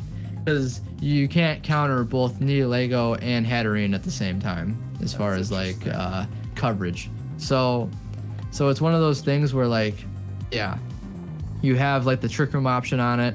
You also have the power, just the plain old power Meteor Beam set, which has, you know, always been really, really good. Because you get +1 special attack, and the same turn you're basically knocking out your opponent if it's super effective, right? So it's one of those Pokemon that, you know, can do a lot of damage, but can also throw you off with like Trick Room, Gastro Acid, like you were saying earlier, Acid Spray, which gives you -2 special defense on any target that you target it with. Yeah, and it also gets what else does this thing get? I think that's the main things it gets. You get Sludge Bomb obviously because it's a poison type, but I think that's the main things that you're gonna see Nihilego doing. And then we go on to the Hatterene, and you have Trick Room option with this. I think you're gonna mainly see this be a Trick Room option from Colin specifically, just because he's a very good Trick Room user as a player. And it's also just one of the best Trick Room setters. And don't count Rhydon out with the Eviolite and either the Lightning Rod or getting up Trick Room for him, and then he got his. Go ahead. Yeah, and the thing about Rhydon too is like it has a 130 base attack, which is really high, you know. And then he finishes it up with his Ice user Abominable Snow, which, I mean, he could be bringing that some weeks. I mean, especially of course against like a Landorus or something like that. I mean, the grass ice type's interesting. Yeah, I think it's interesting too that like the speeds here, they're very like obviously Rhydon's very slow, right? Looking at it too, he's got a really, really slow team. It feels like Como and Zapdos are almost like, even Blastoise. Those are like his 3 fastest Mons. But that's kind of how Colin likes to run his teams anyway. Kind of like slow / middle. And then you can, who's tailwinding here? Nobody. No tailwind users. You do have Airstream though with Zapdos, so that does help. That's his main thing. Either or the speed control with his scary face and kind of maybe just make people slower or reverse the Trick Room. Interesting how this is a kind of a slow-based team. Plan to kind of play slow with him. And just don't count out the fact that, you know, he has 3 different Iron Defense Body Press users. Yes, that's. Just don't count that out. That's a big one. And look at him with his Mawile. I'm surprised he didn't draft him. Okay, here we go. Let's see what's next up. What's next? Oh, our buddy Joe UX9, who I went to ahead. There we go. Gave himself a B+. Interesting. Him and Jin. Yeah. After seeing that Jellicent easily, I'm already mad that I didn't get it. But Incineroar, Amoonguss. Oh, I can't believe we let this guy get these picks. And then the third, he even got his Hydreigon. Like, what are we doing? And then he got his Gigalith. Like, man, like, did he pay us off or something just to let us get his team? Like, I don't know how we let this happen, but I think sometimes in the draft, and you get centralized on your team. It's like I couldn't pick. Maybe a Gigalith late game I could have grabbed, but he already grabbed it. It's like some of the you can't counter when you're trying to build a team to work together. And if you counter pick someone else and you brought him on, you basically picked a wasted mon. If you like, I picked Hydreigon. I don't know what to do with that if I took it from Joe. I mean, I could use it by itself, but it's like you got to have your team that you want to put together, and you're focused on that. You can't. You got exactly. It's hard to throw away some picks just to ruin Joe's setup, getting his 4 mons that he's got a ton of usage on. He knows how to use. And oh hey Junior, sorry for not using my original account. This person just no worries, man. We'll come on in. But after going through the main 4 that Joe loves, Jellicent was a mon I was ready to pick. Mr. Pringles. Not only a good water user, get some Trick Room set up, but he snagged it up along with the Kalefki. So those 2 picks are interesting. I don't think I've ever seen Joe play either 2 of those mons. Okay, but the thing is, like, Jellicent is a very good Trick Room setter. Yep. We've seen it used by actually the first regional winner, Aaron Trailer. He used Jellicent on his team with he was Jellicent on that team, huh? Yep. Yeah. Charizard. It was right? Yep, exactly. Because what he would do is he would set up Trick Room and basically sweep with that next to Conkeldurr. And so obviously Joe doesn't have Conkeldurr. But he has Water Spout and Strength Sap on it too, the surprise little moves as well. Exactly. Nice. But he also has Gigalith next to Jellicent, which is really, really good. Basically, I don't believe there's many things in this format that can take max move from Gigalith, for example, and also like a Water Spout from Jellicent, right? So that's going to be very, very key to this like Trick Room strategy, is just being able to hit your opponent with as much damage as you can, and maybe annoy them as well with Strength Sap. And then also you can surf yourself for a weakness policy proc on your own Gigalith. So that's something you can definitely do. Interesting. Okay. That's something to keep in mind. I like the Hydreigon on this team just because Joe knows how to use Hydreigon very well. Exactly. I've seen him use it in every format that we've had so far, so it's definitely something to be scared of. I mean, on those first 4, he loves those first 4. He's comfortable. There's a good comfort picks, and they're strong in the format right now. But the Jellicent makes more sense after hearing you talk about it, along with the Kalefki to support it as well. But then the Rotom fan threw me off. Rotom fan, yeah. Joe, what's going on with that? And then he dropped Diggersby already, like we said earlier. He dropped Diggersby for Gothorita. So again, the Jellicent, Kalefki, and the Gothorita seem like they're 3 vibing. Yeah. So those 3 are definitely vibing together. You got the screen support with Klefki, right? And you also have, a couple other things it does, like Thunder Wave and prankster moves. Okay, just prankster moves in general. Prankster user. Okay. And then the Gothorita just traps things in, right? It's a discount version of Gothitelle. Gotcha. And it just does kind of the same stuff that Gothitelle does. But it's just, an evolution down and slightly worse stats, but it does the same job, which is still good. And then you also have the Rotom Fan, which I think Rotom Fan is really, I don't even know what to say about it. I feel like this was kind of a panic pick. It kind of looks like a panic pick, at least in my eyes, because I don't see what it does for Joe. It's only electric user, right? I guess, yeah, that's his only electric user. So that's the one thing it does have going for it, and he might have just needed an electric Pokemon just based on how he was looking at the other teams. He just needed something that could hit those. Based on but to rely on, it's a tier 4. It's a cheap one. So I don't know how many times he'll bring this and what situations he will bring this.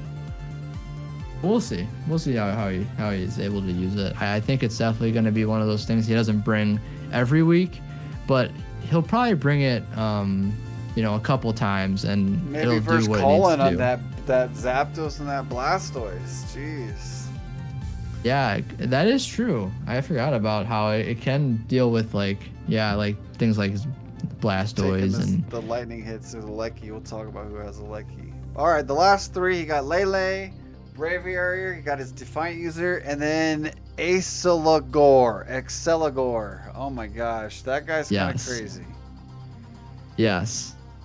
The strategy here, guys, is he goes Tapu Lele, Exceligor, and basically it's an unburdened Pokemon, just like we were talking about earlier with Slurpuff.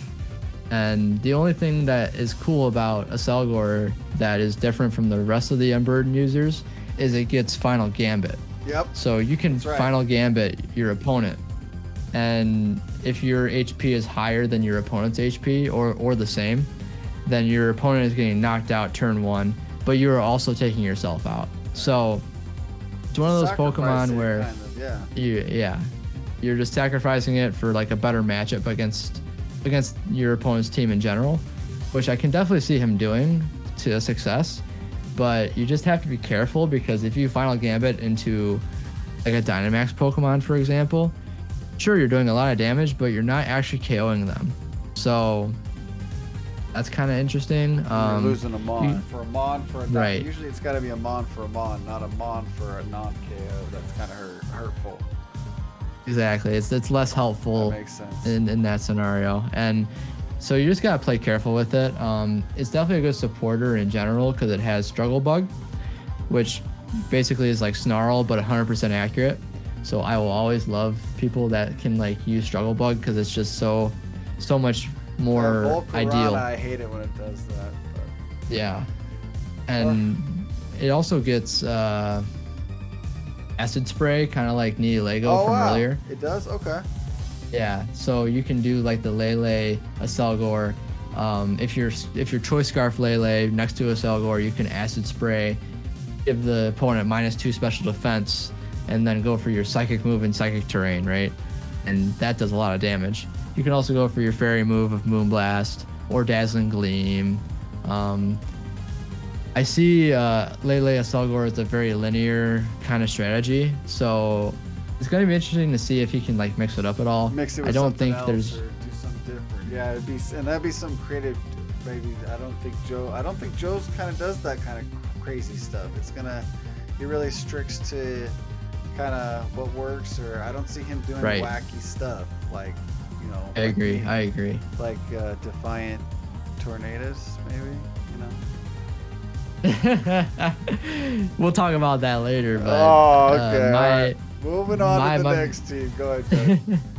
Yeah, so just to touch on Braviary, because it is his last Pokemon. Go ahead. I'll go back to that one. Sorry, go ahead. Finish up. Brave. So Defiant is a nice ability, right? You get Airstream. Sully's next Ice Shield. Go ahead. And it's just one of those Pokemon that's, it's got some nice stats. It's got some nice bulk. I mean, earlier on, Braviary really sucked that you couldn't do. I mean, especially in the max format, you can't do any kind of, minus moves, which is big. You love draining your opponent, and you hate all Defiant and Intimidate users. It's kind of, not Intimidate, Defiant, and I forget what the other one is, but competitive. Competitive, yeah. I mean, that just sucks. But yeah. Why is the screen so tiny? Sorry, I was about to switch, but he wanted to switch. He wanted to talk about the Braviary real quick before. I think that's it. I just wanted to mention it. Oh, you're right. That's a good point. All right, I'm right now. I'm zooming back in. Is that all right, Galfano? There we go. Back to number 1 pick. I did want to pick Selly so bad, guys. I did. It's just, I know that was a comfort pick, and I just Urshifu sometimes even beats Selly in some situations. So I got a Selly counter already, but AshtonCox goes for the Coco Selly pick. Selly turn 1. He knows how powerful Selly is in the draft format. It's really growing in power later in series. Cinderace in the earlier series and draft formats was really strong. And especially, I think it was series 6 or 7 again, which was the series we're in now. I looked at the top charts. Most of the draft leagues had Cinderace as a main user for, different divisions, and, teams can do really well with it in a draft format.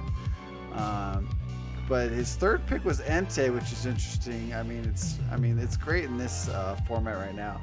But with Coco Selly paired together, it's really interesting for me. I'm already a little puzzled.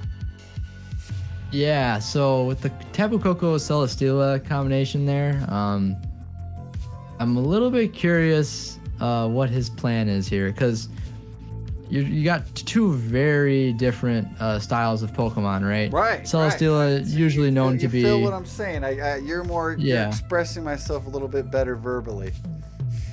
Yeah, so like Celesteela is more of a defensive tool that can also do some damage sometimes when you need it to. And especially when it's Dynamax, it's a very good Pokemon that a lot of HP, especially invest in HP. It's gonna take a lot of big hits. And Tapu Koko is kind of on the other spectrum, right? It's a very kind of frail Pokemon. Yep. It is fast, but it isn't the fastest Pokemon anymore. It used to be, but it's not anymore because we're in the generation with Dragapult. So it's definitely not the fastest, but still really fast. It gets screens, which can be nice next to Celesteela, because then it's even harder to take down Celesteela. And you can also go for like self-vault switch into your own weakness policy. You're going to do some considerable damage to yourself. Exactly. But I don't know. Maybe he's doing a discharge method, which is even crazier. I mean, I just, yeah. I think he might have been trying to go for some weakness policy Maybe proc he just there. really wanted Coco, because actually, you know what? He must have just, those are going to be two separate team leaders for him, because, I think earlier, I don't know if it was with Series 8, he was doing Max Coco. He was doing some Coco things. So I think he kind of is a player that could really show the true power of Coco and kind of use it, more to its ability that it's capable of.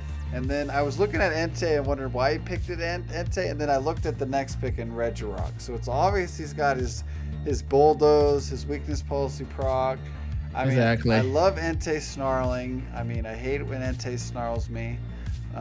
But then the Coffin Mon, the Trick Room, he's got his Trick Room setter with that to support Regirock. I'm supposing. As we move in, it's like, as we move into these draft leagues, I kind of get more familiar, and I'm sure you do too, Nick, of how they were going through their thought process. Because as we go through those three, it's like, okay, he got Bulldoze, he got Regirock, so he's going to proc, and then he got this Trick Room. So, and then the next one changes it up with the Savali. So, where was he going next with this? So with the Silvally, it's actually really interesting, because Silvally is one of those Pokemon that gets a lot of support moves that you wouldn't expect it to have. And changes its format a lot. Yeah, so you can pretty much, so with Silvally, each week, if you want to run a different type, you can. And that's the advantage of running something like this in a draft league, because you don't know what type it is until you're in battle. Yes, which exactly. is really tough for you to prepare for, because you don't know if it's just a normal one, it could be the bug one, it could be basically any type, and depending on what he's trying to support on this team he's running. Pokebros Iron Dim, I haven't seen you forever. What's up? He also has a lot of fake out mons. He's got Jinx fake out. He's got Hitmontop fake out. He's got 2 fake outs, right? Am I missing one? I think those are the only 2. Yeah. So with those fake out mons, you also have the option to Tailwind with Silvally. What? Because it does get Tailwind. You're telling me it gets Tailwind? That's something I can't believe I didn't know that. Yeah, it gets Tailwind. So you got to be careful of this Pokemon, because it gets moves that you wouldn't expect it to get. And then look, he picked another Tailwind later, but still he could do it with Savali. Iron Dim, hey man, how you doing? Work has been hectic. Dude, work's always hectic. We just chill, we vibe, we just work hectic, and then we play Pokemon. That's how it is. And then Jinx with a lovely kiss to fake out the what else weird thing? Those are the main ones, but what else does it do after it does that? So on the list I'm looking at right here, I don't see Jinx anymore. I see look Blissey. At you. I sent you the good stuff. He did drop Blissey for Jinx. Good call. So picking up on that. So he picked He picked the egg, and I'm not sure what Blissey would do more than, you know, some weird Chansey methods, but yeah. So yeah, minimize is definitely something to be worried about here. But it's not the same as Chansey because the thing is, Blissey is not very good on the physical defensive side, and Chansey is more. I mean, it's still not great, right? Because Chansey is not a very bulky Pokemon on the defensive side, but with the Eviolite, it has a better defense stat than Blissey. So that helps Chansey be better than Blissey most of the time. But Blissey, what it can do that's kind of interesting is it gets Ally Switch and Wish. And so what you can do is you can Wish and then Ally Switch. and your with Pokemon gets healed. Nice. Exactly. Nice tech, dude. Nice tech. So don't count that out. That's definitely something he can do. And I'm sure there's other things he's thinking about with Blissey, but because AshtonCox is just a legend at using things that no one is expecting. Really So cool. Right yeah, definitely look out for that. And then moving on, we got Regidrago, right? Regidrago was tier 1 Chava. Why? I'm not sure, man. It's powerful at the beginning. If you don't fake out Regidrago and you get off Dragon Energy without maybe even a choice freaking specs, it hurts, dude. It hits hard. It hurts. And I don't think that's tier 2 damage. That's tier 1 damage for sure. And I think agree. they knew that. And the thing about Regidrago is it basically forces you to have a fairy type on your team if you didn't already. Because if you don't have a fairy type on your team, I don't know, yeah. even fairy, and it's a great point you bring that up. So, and that's why Feeny just crushes Regidrago in the series. But now, in this kind of format, there's only one Feeny. So now, like you said, everyone's gonna have to probably have a fairy type against this team. Exactly. And if you don't have a fairy type, I really hope you have a way to beat this Regidrago, because it is. I guess Travis says LOL. Hey, it's a threat, man. If you've ever come into Choice Specs Regidrago and Tailwind, that thing is strong. Obviously, the only Tailwinder on Ashton's team is Silvally, but that's a good enough Tailwinder, right? Right. And oh man, Tailwind with the Regidrago. I mean, especially if you saw a, Silvally lead with the Regidrago, it's like, oh, what are they gonna do? And then he Tailwinds and he does. I mean, he could even max if he wanted to, but he's gonna try and do Dragon Energy first unless he sees a threat. Exactly. And then look, and Doctor already says Grimmsnarl would take out with Fake Out and Regidrago's lead slaps. So yeah, he's got Hitmontop Fake Out. He's got Jinx Fake Out with Regidrago. Yep. Joel, I got Fake Out is Raichu. definitely I'm huge. Good. I don't do Sing Raichu just for one night for fun, Ice Shield, and you won't give it up. Jeez. Oh my god. So yeah, the Fake Out users Jinx, Hitmontop, but Latias, my front office, we were trying to get Latias first, but he picked Latias. He got Tailwind Latias, and then Tentacruel to finish it off. And Tentacruel's interesting because I remember looking at Tentacruel, and its ability. I know what he's doing. And look, you're gonna probably tell me to watch this. I'm gonna tell you its ability right now. Hold on. I know exactly what he's doing with this. He's clear Makes bodied. the rest of the picks to make more sense. He's clear bodied. So Yep. you can't lower his attack. It's just like a Dragapult or whatever. So, I mean, he's got some weird things he can do with this Tentacruel, which is great for draft leagues. Yes. And so going with this kind of like these last two picks, for me, I see two weakness policy users. That's what I see. Wow. Latias next to Sucker Punch Hitmontop. What Weakness policy. He's nuts. And then Tentacruel next to Entei. Bulldoze, weakness policy, Oh my clear god. body. Get out of here. That's Yep. what I see. You see those, And- man. That's why I bring you on, because I knew you'd see this kind of stuff.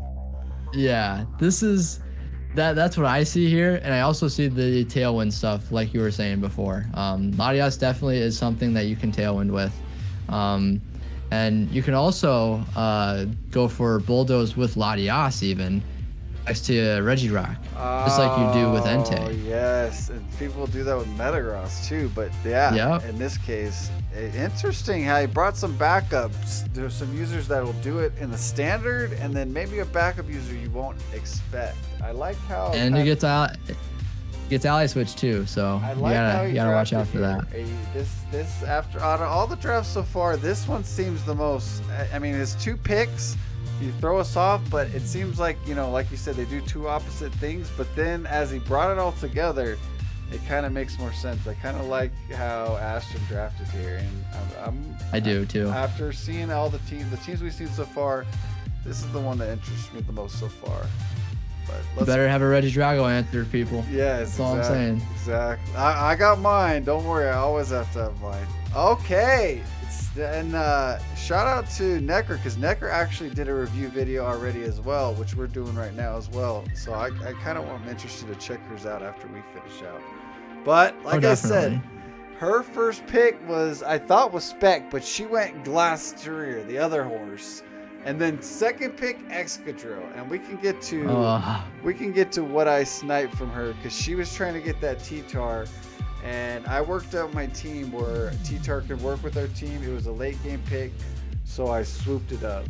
But being her third pick with Gothitelle is interesting. This is scary. I mean, we're seeing the Hypnosis coming up more. We're seeing, where do we watch the draft league? Okay, here's how that's gonna work, Jen. We're gonna have YouTube videos of everyone we face. Are we gonna have to schedule post somewhere? That's a good point. I'm gonna bring that up to Joe. But I should post my schedule, who I'm posting, and then maybe they'll all do the same. But picking up where we went off, Gothitelle, I mean, the first 2 I like. He's got a fast Mon, it looked like, or she's got a fast Mon she was setting up for. Glastier's just broken in the series right now, so I mean, it's like she was setting up for Excadrill. I like her pick with Glass, but then Gothitelle Volcarona, interesting there, and then the Bronzong to finish it off. She got her Trick Room music for Glass, so. Yep. So the thing that I'm starting to see in the beginning here is just like, you know, she's trying to make sure this Glacier has enough support to do what it needs to do, right? So she has Rage Powder, she's got Trick Room with like 3 different Pokemon, being Gothitelle, Bronzong, and Meowstic. And you got screen support with the Meowstic as well. You got like Hypnosis stuff with both Bronzong and Gothitelle, which is interesting. Obviously, Gothitelle can do the helping hand and all that other stuff that fake out.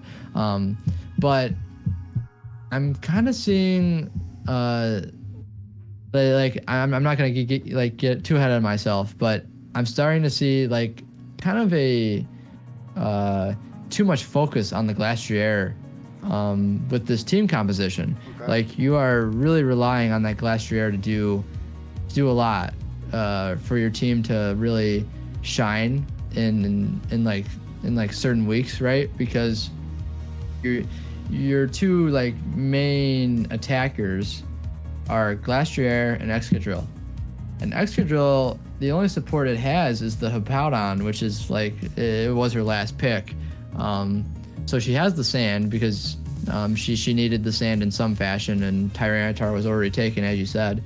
So she got the Hippowdon, which is nice, but it's still weird to me how it's all gonna kind of play out, right? Because you really, I don't know, maybe if you run Volcarona more offensive some weeks, that's gonna throw your opponent off. But with the rest of your Pokemon, you have like 3 support Pokemon that all want to do the same thing. Being the Gothitelle, Bronzong, and the Meowstic, they all kind of want to do the same thing. And that's set Trick Room for Glastrier. So unless she has something up her sleeve that I'm not thinking of, I think you can definitely expect, at least most of the time, you're gonna see Rage Powder with Volcarona next to a Trick Room setter to then go into Glastrier and try to sweep the team. Or you go Volcarona plus some sweeper like your Obstagoon or your Excadrill and just try to sweep that way. And then also have the sand as like your lead, maybe, you know, to try to get that sand rush going and all that. But I don't know. I think you're gonna really need a lot of firepower coming from 3 of the Pokemon on your team. That's a good point. And maybe Obstagoon sometimes. Yeah, but so like, yeah, that's over. Yeah, she picked Obstagoon over the Beware, so Obstagoon might be coming a more of a role, and that's maybe why they dropped Beware for Obstagoon, because yeah, he could be more in a role if they get off some Defiance. I don't think they'll be using the other ability. Along with Melodic, I mean, that was their water choice. Yep. They didn't have any water Pokemon, so that was their water base. With competitive can be annoying, especially with the Hypnosis. and she's got 2 different ways to stop the Intimidators, which is like the Defiant from Obstagoon and the competitive from Milotic. So that is nice, actually. I did not bring that up, but I'm glad you mentioned it because that is really nice on a team with Glastrier on it. Yeah, you're gonna see a lot of intimidate. They're always gonna try and intimidate them for the glass. And of course, she picked her mascot Sylveon, which is pretty odd. Which, you know, isn't a bad pick, of course. I mean, Sylveon is doing great in this meta. It always has. I mean, it's just so bulky for just being a. I mean, it just got the brand of. I mean, Togekiss almost, because it's Exactly. big hits. I mean, if you do leftovers or berry, it'll take almost 3 hits to KO it sometimes. It can also be offensive. And I mean, in the case you've seen it being offensive, either with the throat spray, or I think it could get off some kind of boost move sometimes elsewhere. But she can do some. Yawn is annoying too, of course. I mean, she can always do that as well. And then her grass mon. Good. Yeah. So, and something that I just noticed actually, and I don't know if she's gonna ever bring this, but this is just something I noticed. You can, and this is something I saw in like series like 5, 6, 7 kinda. You can go Choice Scarf Milotic with Flip Turn next to your Excadrill, for example. Okay. And you Flip Turn yourself, and then you get the Weakness Policy boost, right? But then you also bring in your Sand at that same turn. And so you get the Sand Rush plus the Weakness Policy in 1 turn.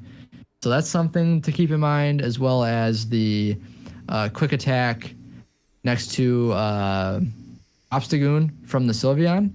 So that's another Weakness Policy kind of thing going there. Gotcha. Yeah, you got a good point there. And yeah, she's got a really good, smart front office. I know Pengy's part of it, and there's some other great players. I think Charisma's in that group too, if I'm not mistaken. They run the same crowd.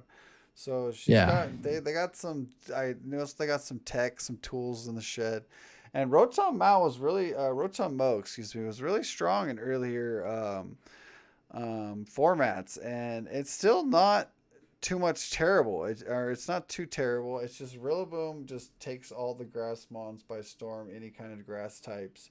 So, but being in a draft format, I mean, it might be more. It might get some kills for her this season. We'll see. And of course, the Hippo she just brought for the sand, and I mean, it does learn Yawn as well. I mean, getting off a Yawn, 2 Yawns with Sylveon and Hippo turn 1.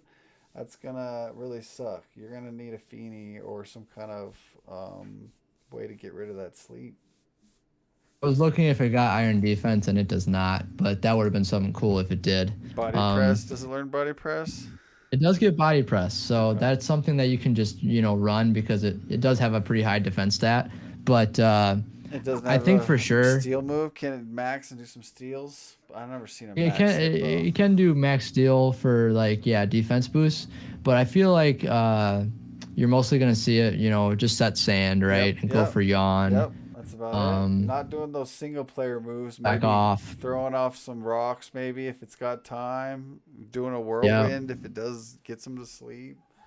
I mean, it's a very passive Pokemon, but it's also buff, good though, at yawning. It's pretty buff. I mean, it'll get off at least 2 moves. I mean, even that it's slower, it's still going to get it off. Yeah. I mean, unless you just totally concentrate on it with some power. It definitely reminds me of like a completely supportive Snorlax, for example. It just, it's one of those things that you can't quite take out in 1 hit, because Sand gives it like a special defense boost, which is nice. But then it also is just very physically bulky. So most of the time you're not gonna be able to KO it in one hit. Yeah. But so Yawn is definitely a very viable strategy on it. But I feel like that this pick in general is very, very.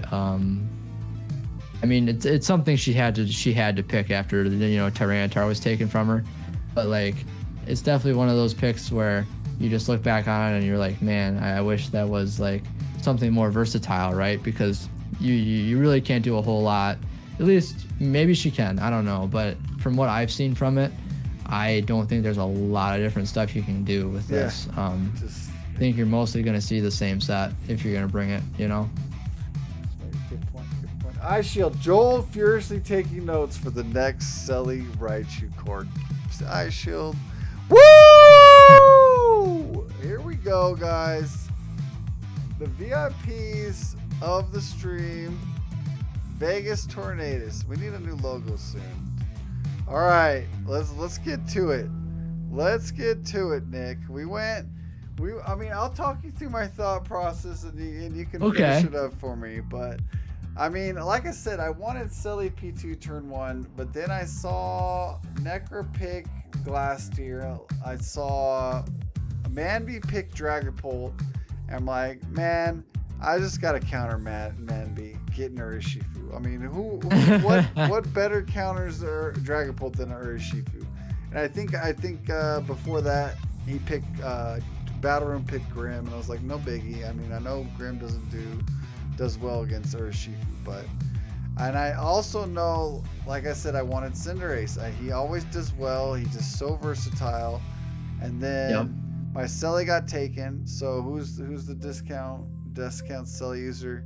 Corviknight, and we got our own body press. Don't worry, Nick. We got our steel max steals, or we can bulk or up. You can iron defense As well. And we picked Clefable. We needed redirection. Redirection's just, I think, really big in draft leagues. And we got our discount Raichu with Togedemaru. I mean, I don't see us doing too many crazy offensive things. It's just meant to do maybe a weakest policy proc, or meant to even do some nuzzles, which can be really annoying even from Raichu. Seismitoad was our water pick, and Seismitoad, don't underestimate the Bullfrog, man. It can do some big power. It's interesting. Wow, I see Joel's already bullying other players by taking T-Tar. Well, I'm almost at T-Tar. Togedemaru does learn Fake Out. I thought I didn't get a Fake Out user, but I technically did with Togi. But Kangaskhan's pretty cool. It was a nice tier 4 pick. I looked through the tier 4s. And it's another Fake Out user too. Another Fake Out user is not too bad. We've talked about that. We went through T-Tar, and I wasn't gonna just let Nekkra get T-Tar. And for some reason, me and Jin talked before the draft.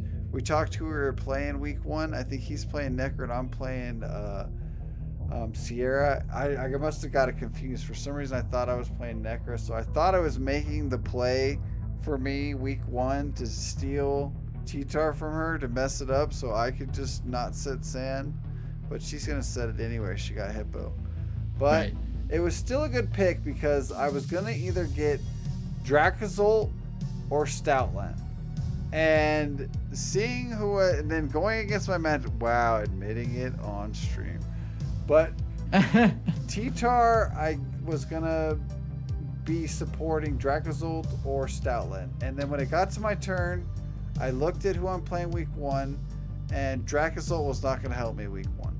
Dracozolt's not going to do good against Lando. She's got a good setup, and we'll get. I don't think we've done Sierra's team yet, but Stoutland's interesting, guys. It does learn some crazy stuff that's gonna throw some people off, I think.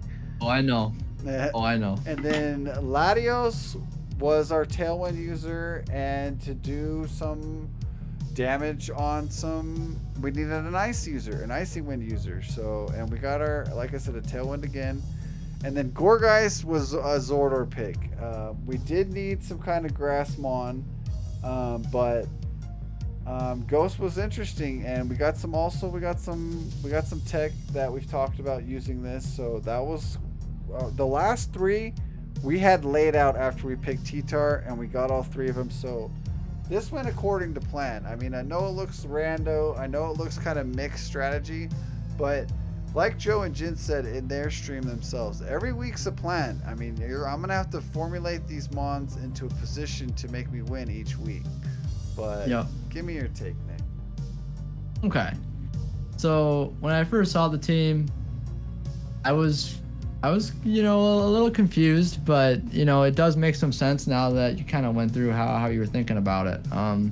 And you know, the first two picks obviously are your most offensive Pokemon on this whole squad, right?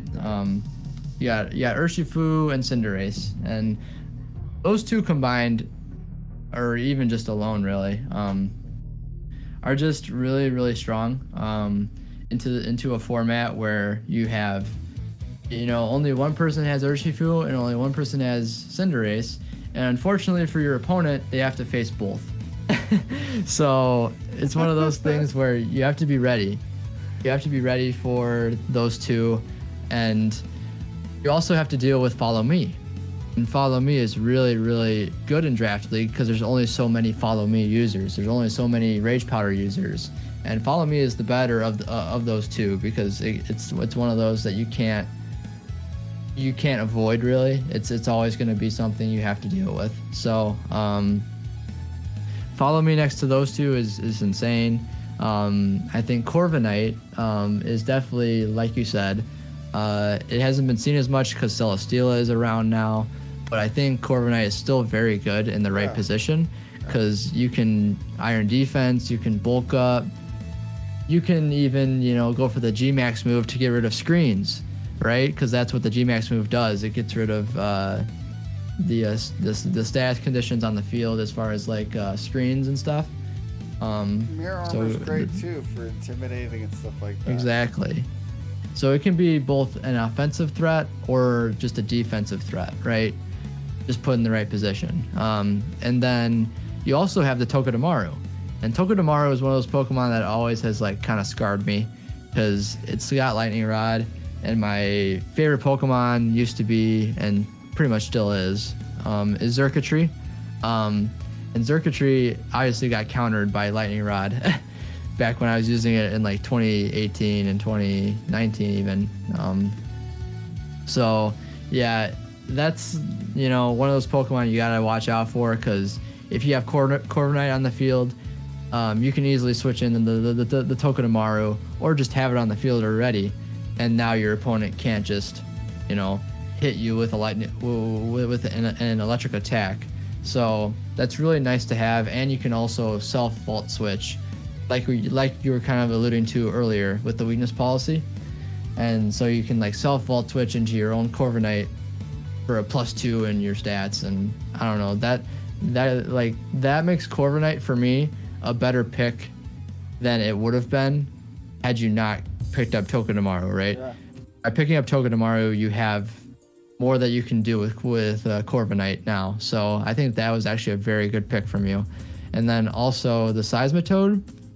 This is still something that I look at and I think, I don't know, like Seismitoad, of all the like water types that probably were already picked at this point, is one of the ones that probably wasn't the greatest one that you wanted, but I mean, it's still a water type nonetheless, and it does get some really good moves. It kind of reminds me of a mix of Gastrodon and let's say Politoed, right?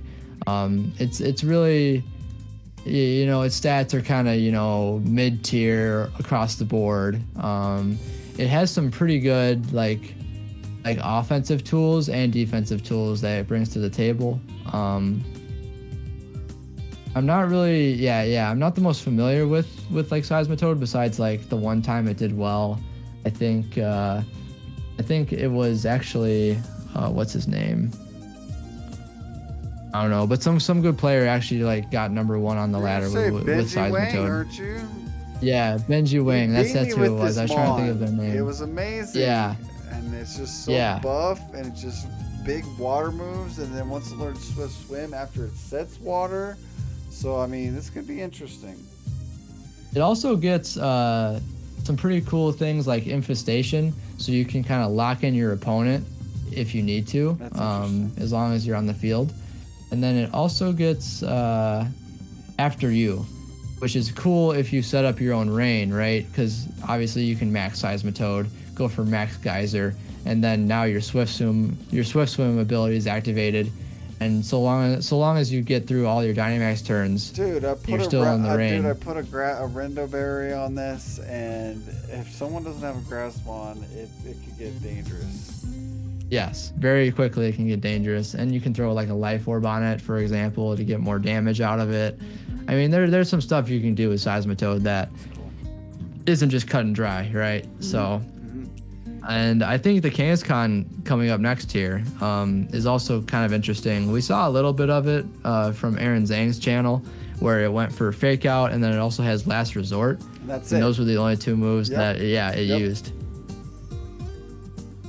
So I definitely think that's definitely a set you could run. But you can also do something interesting with the Stoutland combination, because back in, I think it was 2017, there was this team that had Stoutland and Tyranitar on it, just like you have here. And basically what it did was you'd get the sand up, right? And then if Stoutland was still on the field, on their team it was like Buzzwall, but for your example that you have Kangaskhan, you can go for like after you Focus Punch, means that Focus Punch happens in one turn, right? Which is actually or not one turn, but like one because usually Focus Punch is like it happens at the end of like the turn. Interesting. But like for this it would happen immediately, so you could go Focus Punch on your Kangaskhan, you could go Focus Punch even on your Tyranitar. And so that's like something to keep in mind. You can go Focus Punch on Urshifu even. Or even, actually I think that's all your Focus Punch users, but that's just something to keep in mind. That's crazy. Something you could do. It's got a lot of support. It's got a lot of options, man. It could go, it can go hyper offensive, and it can go just support. Exactly, because it gets Intimidate as well, which is another good ability. And then it also gets Baby Doll Eyes, I believe. Yep. It gets Charm, I think. It gets it gets quite a few actually support moves that are really nice. But then again, like you said before, it could be offensive as well. If you run like a Life Orb set in Sand, for example, it's gonna be able to throw off your opponent, and basically there's not a lot of things that can switch into normal type moves besides like, ghost types, right? So it's one of those things where you can pretty much spam normal moves, and if you go for the max strike, that means your opponent's getting lowered speed, which means Tyranitar can then come in and actually outspeed things, which is huge. So that's something you can do. And yeah, I give a lot of credit to Stoutland. I've seen it used to success with both abilities. So I think I can catch some people by surprise with this one.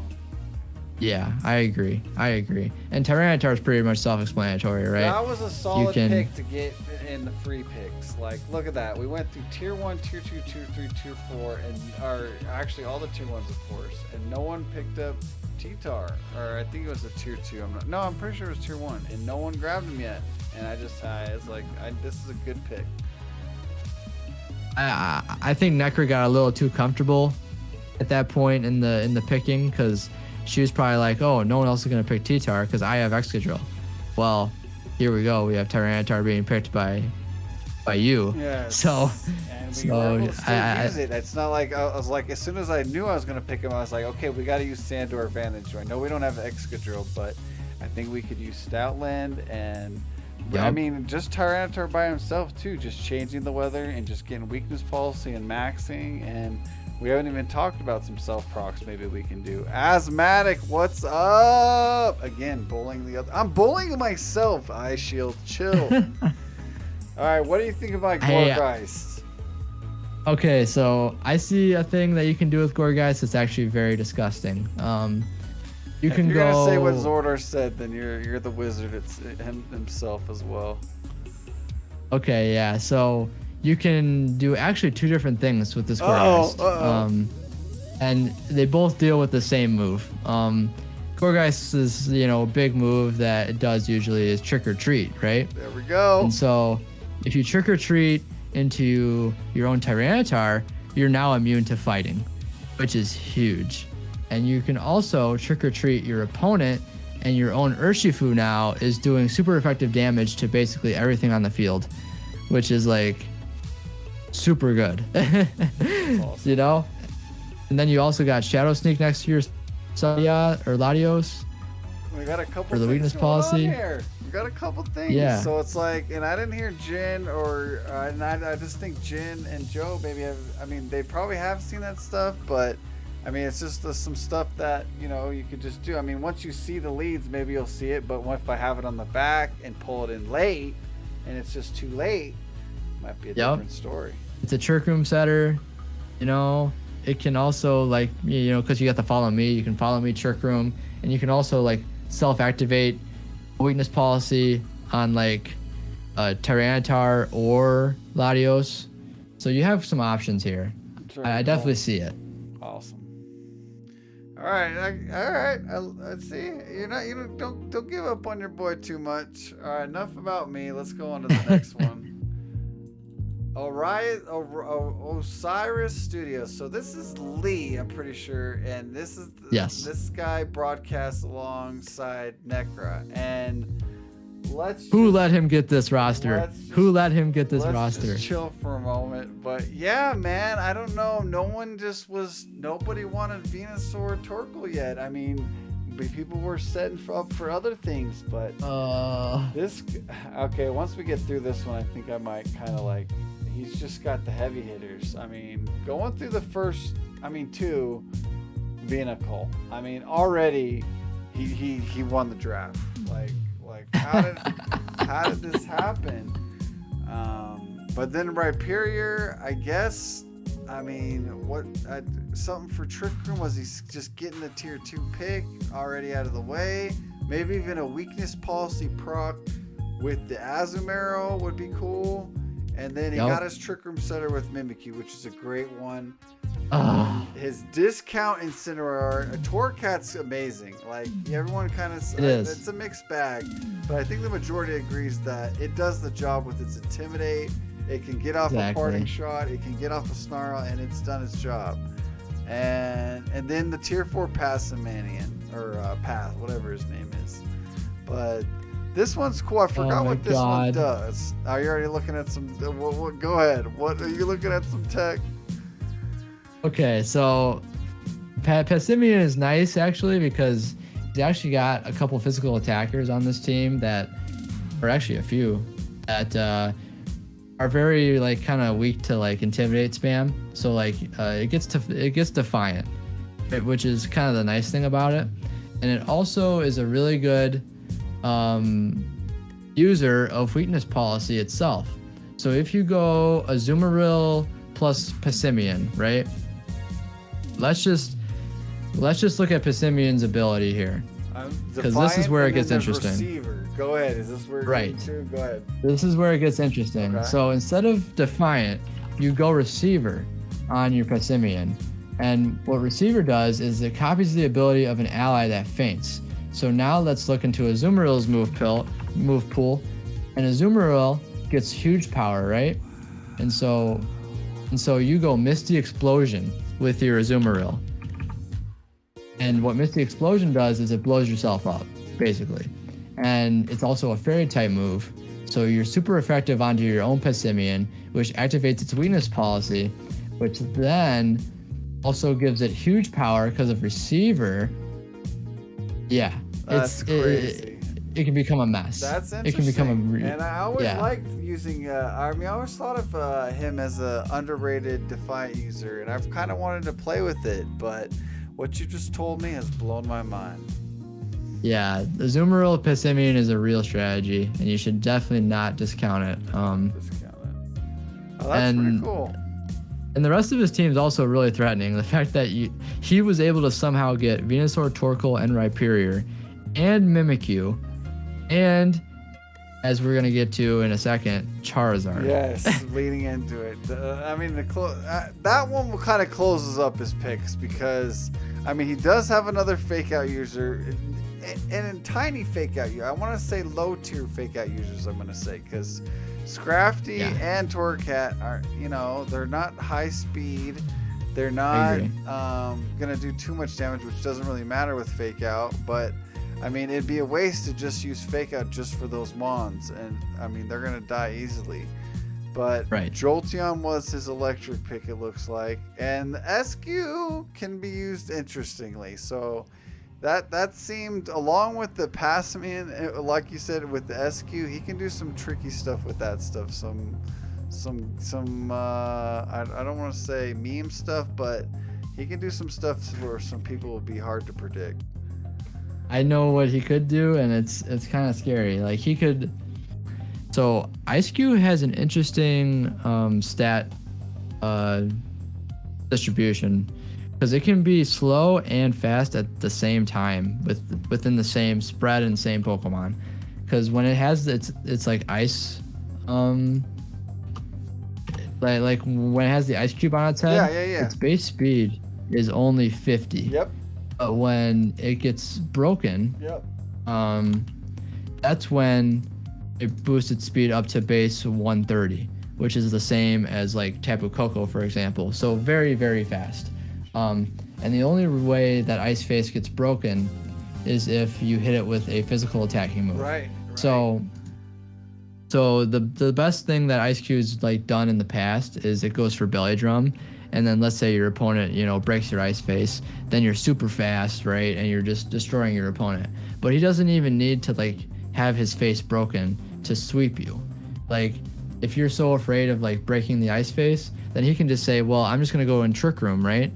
And his Trick Room setter being Mimikyu and only Mimikyu is super good at getting Trick Room up because it's a ghost type for one, so it can't get faked out. And it's also, well, unless you have Scrappy Fake Out, which, by the way, Kangaskhan does have Scrappy and Fake Out. We didn't touch on that too. Easy. Don't give away everything I got now. I'm just saying. You can do that, but that's the only one that is able to fake him out. And then, so he usually doesn't get faked out. And then he also can just run Mental Herb, right, to stop the people from taunting him. So he can just basically get Trick Room up for free so long as he survives a turn. Wow. Which Mimikyu does very well at doing because it has Disguise. So as long as you're able to stop one Pokemon, you can set Trick Room up and make this Ice-Q be more of a threat as a slow Pokemon than as a fast Pokemon if you get the Belly Drum up. So I don't know if he'll be able to bring it every week necessarily, because it's kind of a very niche pick. Yep. But it's definitely something that can, do the Belly Drum stuff really, really well. And the Jolteon is just a very fast support / offensive Pokemon. If you throw a Life Orb on it, then it's very, very good at just getting a lot of damage out with its electric moves. But it also gets some cool support moves like Baby Doll Eyes. It gets screens. And I've actually played a match where a Jolteon lived my Life Orb Max Darkness from Moltres, and I lost because it lived. And I was like, how did it live? And I had to like calculate it afterwards, and apparently Jolteon actually has some decent bulk if you invest in it, right? Yeah. So yeah. And I don't know if Wolfie was playing that one for a little bit, but it does some good stuff. Kung Fu, what's up? Y'all need to spend your Nintendo. No, I was reading what you said. Big Slim in the house. Your Nintendo Gold Point on Monopoly is on sale, dude. I already got that game. Come on, Big Slim. I got the event planned. When we doing the real bookings, the real stock up, stock downs with the Monopoly. But yeah, man, this is serious. This is the XDL League, Big Slim. You know I got to get serious. But yeah, Nick, Exactly. me and Nick are going through it. But to pick up where you left off, yeah, Jolteon, don't count the boy Jolteon out. Getting in max mode, and even with a life orb, and then once it gets up terrain, it's doing some good damage. Yep. And I guess the only one we haven't talked about yet is Scrafty. Scrafty. And that's pretty much another intimidator, you know, right? another intimidator that gets fake out. So it's very similar to Incineroar in that way, but it doesn't get all the tools that Incineroar does, right? Because Incineroar gets Parting Shot, which is a little bit better than Scrafty, because Scrafty only gets Snarl. Yeah, what else is it gonna? Oh, it can Snarl actually too. But yeah, what else is it gonna do? It's just gonna close combat, or it's gonna get killed before it even does. It's Intimidate. I mean, Exactly. So I think it's gonna be mostly used probably to just get Trick Room up, like fake out Trick Room, and then just get off the field by like, you know, close combating things and hoping that your opponent, you know, gives you a free switch into one of your offensive powerhouses, being like Torkoal or Rhyperior, right? As your like Trick Room sweepers, or maybe even Ice Cube if you're using that week. I Like bet those you are didn't kind know of the it three. learns Acid Spray, Oh, it does? and also I didn't know that. And Moxie, I've seen a Moxie, but it's gotta just some way to get boosted, man. It's just so slow. But I mean, I'm looking at it as a specials defense, man. I don't know. It could be interesting. Its stats are kind of, yeah. It could be interesting if he pairs it up some way, especially with this. I don't want to say the monkey dude, but it's anyone else maybe. But yeah, all right. Yeah, just to reiterate before we move on, Azumarill Pessimian, guys, keep it in mind. Yes, don't forget. Keep it in mind. Watch him, dude. If I see him lead that against me, I'm actually playing him too. I mean, if he doesn't lead that, well, I mean, it's just like he only needs to do that to just throw people off. He just needs to bring Venusaur Torkoal and just own people turn one. I mean, Exactly. unless he sees big counters, unless he sees Venusaur Torkoal's worst counter, he's gonna bring that. All right, this is a good one to touch on. My week 1 opponent, Miss Sierra Dawn, going with the tier 1 here we pick, go. Landorus. Hard pick Landorus, going meta, going hard, going for the max ground, one of the most popular moves you can do in this format. Max ground. And then Moltres next, stole Joe's discount what's his, Evital, and then Registeel, and then stole my Raichu. So I mean, those 4 pretty good. She's got her self-proc for Moltres. She's got just big moves for Lando, just doing max airstream, doing sword dance, and Registeel's just a freaking monster on its own. But like you said, bringing Regigigas and Registeel in one game, that's what people are expecting against me. And then the Liepard. Once getting a fake out Raichu, and then getting Liepard. What are they doing with Liepard with just the first 5? Okay, so I actually see what they can do with Liepard if we talk about the Aromatisse, which is her second to last pick. Because what they're trying to do is they're trying to go copycat in the max guard and then into the Trick Room. And so you have like the guaranteed Trick Room, like kind of guaranteed, right? So that's something you can do with the Prankster copycat into like the max guard, which is actually the move Trick Room that they use. So right, okay. So that's something they can do. But what they can also do actually is just be a nice supporting option. I think Liepard with Fake Tears. Who the heck's doing Trick Room? Aromatisse. Oh, okay. Yeah. So that's her second to last pick. Okay. And so that's something she can do. But I don't think her team really is meant to be like in Trick Room. I think she has a lot of like very offensive threats here, and also a lot of like setup potential as well. Because Registeel gets Iron Defense. It also gets Amnesia. You get Nasty Plot on Galar Moltres. You get Swords Dance on Landorus T. There's just a lot of setup potential here. And then just having Lipard helps like Moltres do its job better, because you can go like fake tears into max darkness, and that does a lot of damage, right? And then you can also do like I don't know, like charm, for example, because it gets charm, and you can charm your opponent so that they don't do as much damage. And I don't know, it's just a very nice supporting option for the team. Blaspion was interesting after that. I mean, yeah. And then Tangrowth as her tier 4. So what's Blaspion mostly paired up with? The fake out option? I mean, besides her doing, I mean, she's not using it to proc a Colossal. She's not using it to freaking proc a Registeel. I mean, what's it doing besides just pushing out, put damage on turn 1? I mean, it can Will-O-Wisp can it too as well.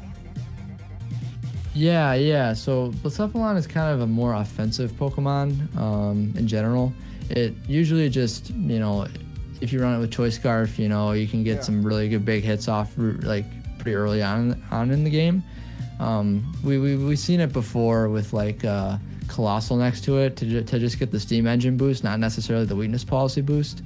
Go for like Mind Blown, get a lot of damage off, and then go for like your G-Max move, which wouldn't do as much because you're not getting the Weakness Policy boost, but it's like the same kind of thing. She doesn't have Colossal here, but it's definitely just a very fast Pokemon with Mind Blown that can do a lot of damage. Right. And I don't know if she plans on running this in many different ways. I think she's gonna have to bring this against me. Yeah, it's a very good fire type for sure. It hits like very hard on the special side, and it's just one of those Pokemon that also has the ghost typing, so you can hit like, I don't know, like the Dragapult on Manby's team, for example, for pretty hard if you're Choice Scarf or if you have speed control somehow. Yeah, that Shadow Ball that hurts. It does some damage. I've seen it KO. And every time it gets a KO, it gets a boost, which is the most threatening thing. The beat boosting. Abs back. What's up, man? Joel, Sierra Dawn, you've earned the anatomy of my family for a dentist. Blood will be had. What are you thinking she will bring against you? Like I was just saying, she will bring Blaspion. I think she's gonna do Regigigas coughing. I don't really have. I have a tough counter for Regigigas. Yeah, segueing into that. The Tangrowth's interesting. I think it's her grass user. She needed a grass user. It does learn Regenerator. It does learn Chlorophyll, so it's got some Raichu for the flex. Yeah, it gets Rage Powder too. She does have that's her redirection. So good point there. I mean, that's what Tangrowth filled a lot of roles there. The redirection, and but then Regigigas coughing right after that. We know what she's gonna do with that. Coughing is gonna be not too much weaker than Wheezing, but it's still going to do its job doing a Will-O-Wisp if it needs to as well. Yeah. And then just helping Gigas. And then, like you said, it's interesting that you said the Aromatisse is going to do Trick Room because, that's her only Trick Room setter. I just double-checked. Tangrowth does not learn Trick Room. And she is building with Jones. I kind of want to give you a practice match. So we'll play with some of her mons. I'll tell you what I think she's bringing, and maybe you can bring something she's bringing, Chava. And then Suicune. Last turn, Snarler, Tailwind user. Is that her own Tailwind user? Yes, that's her Tailwind also user. A Bulldoze user. Oh, that's interesting too. And that's for who? Who would she Bulldoze? A Registeel and get a weakness policy off? Interesting. That's something that she could do. I don't think she would do that every week, but that's something that she's definitely able to do. So. All right, we can move on with the next one if you want. You wanted to finish up with something on here? Yeah, I guess just an overall team analysis. Like this team is definitely one that has a lot of different offensive options. Yep. And it's hard to prepare for all of them because you gotta prepare for the Regigigas coughing, right? You gotta prepare for the Raichu Moltres. You gotta prepare for the, Landorus next to Tangrowth, right? Because you can Swords Dance and Rage Powder. You have to deal with the Registeel just Iron Defensing on your team. there's a lot of different like setup options here that really scare me. Like if you're facing this team, be careful because it's very easy to kind of like try to prepare for one setup, and then she ends up with a different setup. Yeah. You're gonna have to find, in this case, the setup that's gonna handle the most cases, and then if you don't get the right case, you're gonna have to have a backup plan that's gonna cover for that. So it's gonna be an interesting way to prepare, and I'm gonna have to start doing that too because we're gonna have to start playing already. Jeez. Exactly. All right, let's go ahead. I think we got a couple more left. Let's go. Let's see next one. All right, another Milwaukee team. I think there's 2 Milwaukee teams if I'm not mistaken. But the Crams, and this one's by PokemonCast. So it's gonna be pretty cool. He went Regieleki. He went meta on us. He's I haven't seen him play too much competitive Pokemon, but he's obviously familiar with Mons. I think he plays a lot on. I think he's played on Showdown, but I've seen him qualify for some Players Cup too as well. So he's gonna give people a run for their money. But with Regieleki, he brings Politoed. So obviously he was setting up for the Ludicolo. Durant on the 3rd pick's interesting. I mean, Durant could do a little bit better in draft without so many counters. And Duraludon on the 5th pick. 2 steel types and then 2 water types. It's pretty interesting what he's doing there. Duraludon's nice with the stalwart. Redirection won't even matter on him, which is not going to be good for me if I bring Clefairy, especially he's a steel type. And I don't know what he's kicking off with Anchor Point for Tauros. So he actually dropped Tauros for Crocodile. Good point. According to this. And what do you know? What's doesn't it do the same ability? Yeah, it's the same. Like, yeah, exactly. It's like the same abilities, but just like different typing. Is which is Beertick kind the of one funny. doing that crit move? Let's see if it even gets that move. Yeah, Clayton thought too. I thought so as well. Beartick. What is it called? Frost Breath. He does get Frost Breath. Frost Be Breath. careful. So he got his Anger Point first, and then he found a better Anger Point user. Of course, Crook's a better Anger Point user than Tauros, because no one picked Crook. So that's interesting. Yep. And who did he drop? Tauros. It was a tier 3 for a tier 3, huh? Crook was tier 3. And Beartick gets Swift Swim. What by the way? What the? You're kidding me. Yep. That's he interesting. Swift Swim. There's some tech going on in here already, and we're not even into his free picks, and he's already got a lot of tech.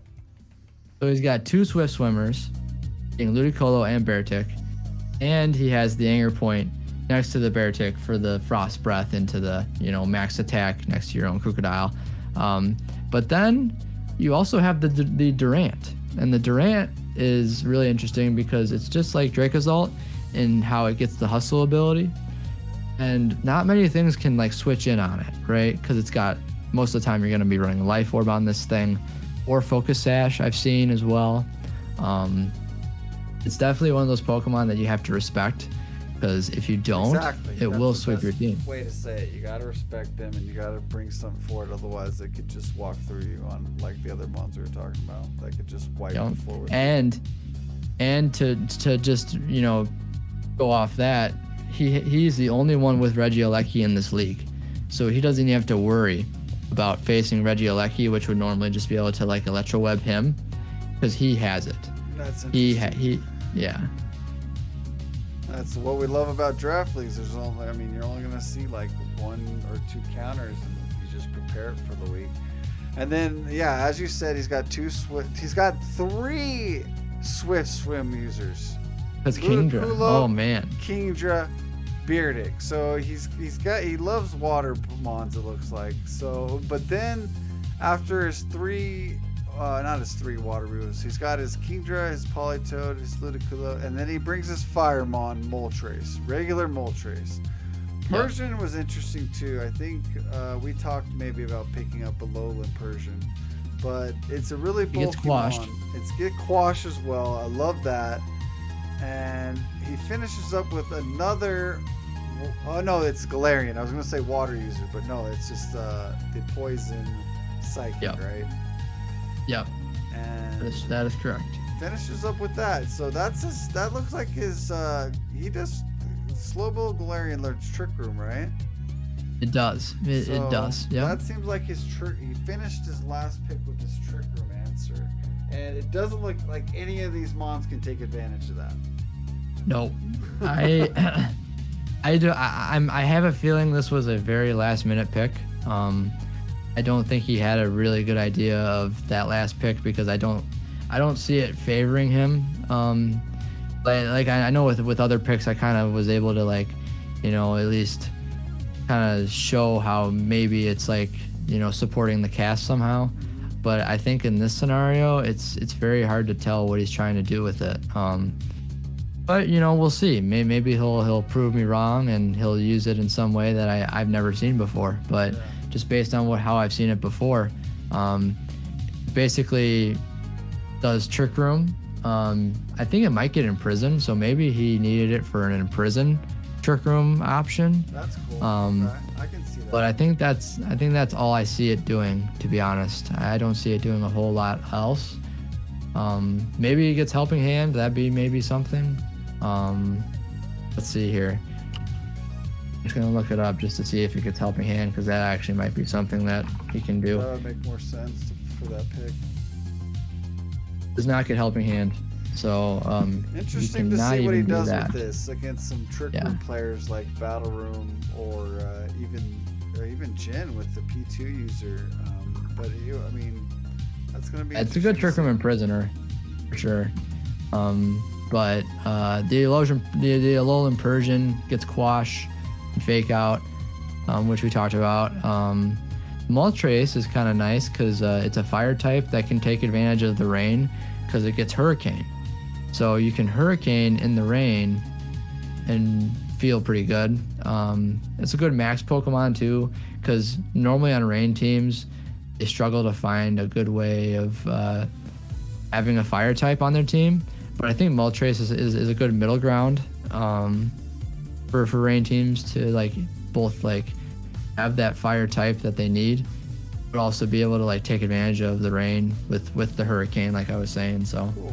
And then the Kingdra, he's got a lot of Swift Swim on here, you know, and I'm kind of wondering You're not if bring like more than one. Really? Would you bring two Swift Swimmers to one game? Maybe, but I mean, then we could be really prepared for that. Exactly. You're gonna have some type of prep to be able to like stop the rain from like who can being a big deterrent. On this team? Yeah, that's a good point. I mean, he's got the Duraludon, which ignores like Follow Me, for example. That's a good one. I mean, I've always wanted to ignore Follow Me, so I could love that pick. I can see why that pick. Yeah. But like, yeah, this is definitely gonna be an interesting squad to like see how it does, because the Regieleki is nice for speed control. You got the Durant, which is very offensive, and then you have the Swift Swim Pokemon next to Politoed, and then you have like the critical hit next to Crocodile with Frost Breath with the Beartick for that option. Okay. I can see how he can prepare each week now, like the way you kind of laid it out. It's like, what Swift Swimmer do I bring? Do I need a Trick Room setter? I can kind of see his team building thoughts now that kind of you laid it out that way. It's a very offensive team, and so I guess the last pick of Galarian Slowbro makes more sense because he needs something to stop Trick Room, because it's a very offensive team. All right, who do we got next up here? Oh, StephOfAnime. This is gonna be really cool. Here we go. I don't know if I'm playing her or not. She went Rillaboom turn 1 and then Garchomp, which are those two picks I like. You know, Rillaboom's great. Then Garchomp's growing in meta usage right now. So I mean, those are two solid picks already from the get-go, which I can see why. And then Lapras, which is really good in draft leagues, I think. I mean, if she can set it up properly, and she took one of Lapras's big counter is on her team. So I have the other counter, Urshifu, on my team. But so she's got a good setup with those three. And then the fourth one is interesting, Magnezone. It's a really underrated pick. Magnezone was doing some damage, I think, in earlier series. I haven't really seen much usage right now in this series. So that's her Thunder user. I don't see another Thunder, so that's who she grabbed for Thunder in Tier 2. And then Comfey. Without picking anything else with these first 5, what is Comfey doing for these first 5 without looking at anything else? So what's interesting is she has 2 different things that can be weakness policy users next to Comfey. So you have weakness policy Lapras if you go Giga Drain on your Comfey. Yes. And then you also have Draining Kiss around your Garchomp for the weakness policy there.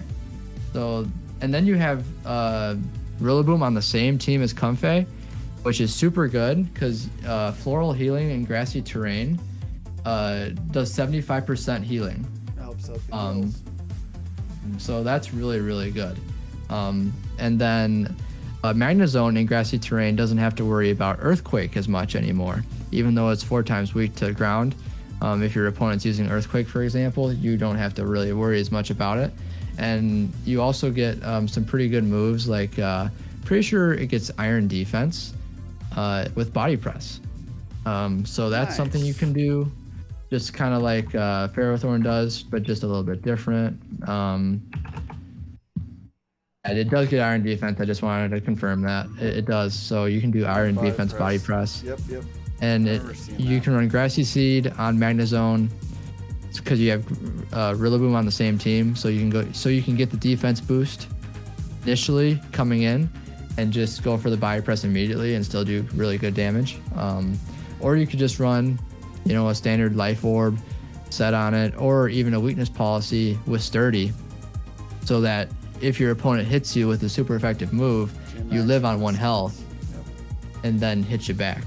So yeah, now that you've laid that out, the Comfey pick is just so beautiful, especially in her Tier 3 pick. It's just, wow. Exactly. I love it. It's really fits right in. Nibs is gaming tonight. Nibs does raids. Guys, our 3rd raid of the night. What's up, Nibs? I didn't know you were gaming, my man. How you doing, bro?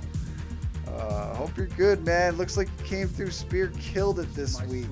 Hey, Pickley just rolling in, throwing up a sub. Thanks, guys. We're talking about the XDL League 7-hour stream. Damn, Nibs. We're just finishing up on going through those leagues. We're making some YouTube content. Nick's over here helping me out, going through the teams, giving us that great analysis. And yeah, guys, welcome on in. Shout out to Nibs. Everyone knows Nibs. Everyone loves Nibs. I haven't found a person that hates Nibs or gets mad at Nibs, and if I do, I'm gonna have to punch him in the face. But all right, leaving where we left off. So the Comfey is a really solid pick. Her first 5, just chef's kiss. I'm starting like top 3. I'm already liking it, and then to top it off, the Drifblim. I love it. She has a Tailwind user who can't get faked out, and I'm not sure what else it does after that.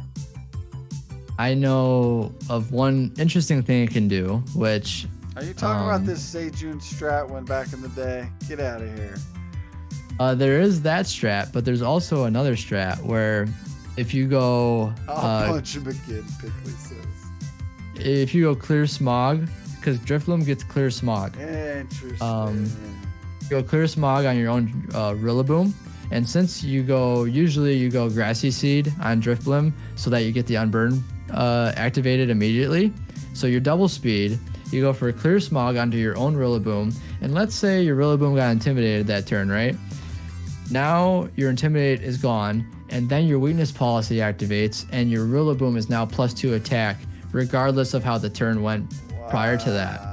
Nice. So there's a third, or I guess fourth. My opponents better not watch my YouTube videos, otherwise they're gonna be getting some good strats. And I hope they shout out Nick in their preparation video. Jeez. I've played a lot of Pokemon in my life, and you just pick these things up as you see them, which is kind of funny.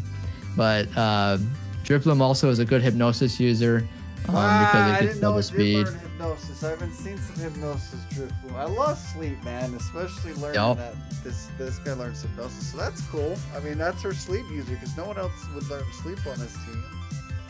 You get Strength Sap, which is the same kind of thing as Jellicent was doing before, and then it my also homie picked Yeah. Mizzou. So to touch on what this Clefairy picked, because we were maybe gonna wait to pick Clefairy, and it looks like I'm glad I did it because she was on the bottom, and she picked up Clefairy on her free tier 1 pick, and that's when I got T-Tar on the swing because I needed Clefable earlier, so she got Clefairy. So she does have a follow me user. She's got Friend Guard.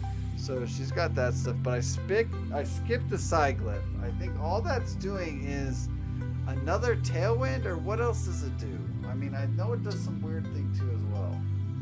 So it does a couple different things. It gets Tailwind, like you were saying. It gets Gravity, which is kind of interesting because not many things in this format get Gravity. So like, let's say you have Garchomp on the field with the Sigilyph, you can make it so that things that would normally like kind of just sit in front of Garchomp and not really care about ground type attacks, start actually caring about the ground type moves. So let's say if you get Gravity up against Colin's Zapdos, for example, you can go for Max Quake into that Zapdos for a lot of damage because it's then super effective, which is kind of nice. And it also gets Hypnosis. Yeah, I was just another gonna, Hypnosis I was user. say that as I was looking at both the Psyglyph and the Drifloon, it seems like they're really similar in terms of role / what maybe she wants them to do as a backup. I mean, they both learn Tailwind. They both learn Hypnosis. So interesting. And then it also gets this weird thing that it does where I think it might be its signature move. Basically what it does is it shifts the status that it has onto your opponent. So like, let's say you run Flame Orb on your Sigilyph and you go for this move. I can't remember what it's called now. It's a move, huh? Not its ability. No, it's a move for sure. Psycho Shift, I think. Yeah, Psycho Shift. So it transfers the user status ailment to the target. Got so you. it's basically a Will-O-Wisp, essentially. Because you but burn just yourself and you transfer it, huh? Exactly. Oh, okay. All right, moving on. We know what Clefairy is gonna do. All right, and then the last three here: Salazzle, Aself. Don't kill Aself out, and then Hawlucha.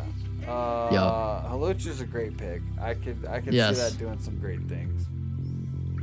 Yes, Hawlucha is definitely a nice pick because it goes well with the Rillaboom, just kind of like the same way that Drifblim went well with the Rillaboom. Because they both get Unburdened, right? So if each of those Pokemon... That's what the move is, Unburdened. Yep. So if Grassy Seed activates, then your Double Speed activates immediately as well. And so Hawlucha and Drifblim take advantage of this very well. And she can bring them on different weeks, and it functions very differently depending on which way you go. So like in the Drifblim example, it was more trying to support Rillaboom. But in this example, it's trying to make Hawlucha just start doing damage immediately. And Hawlucha has a pretty good attack stat. I can't remember the exact number though. I think it's pretty high. Warlock it's not the brings highest. Up a great point about circling around. The Hawlucha definitely brings a great partner with Comfey. Oh, that's true as well, because you could go the Draining Kiss just like on the Garchomp. And now you have the weakness policy boost plus the unburden boost, because then your weakness policy is activated immediately. Yeah, that's another option she has. She has so many weakness policy users on this team. And you can only bring one, so I mean, right. But it's hard to counter all, 1, 2, 3 of them. I mean, you got to pick one. Exactly. So it'll be interesting to see what she brings each week, but I think Comfey is going to be key. Comfey is going to be key. Steel user, I mean, she's either going to have to run, I mean, who's her Focus Sash user? It looks like it's going to be Comfey. I don't see anyone else running Focus Sash. So I agree. Maybe Salazzle. Yeah, maybe if she brings that. If she brings that, but Because Salazzle's a good support Pokemon too. It gets like very good moves like very Encore fast and Fake Out. Very fast fake Yeah. out. You can't burn And then you can also like with the Azelf. That's what I was just looking up. I don't have really any input on that. You have Trick Room and Imprison. So that's one thing for sure that you can do. Okay. And then you can also just explode.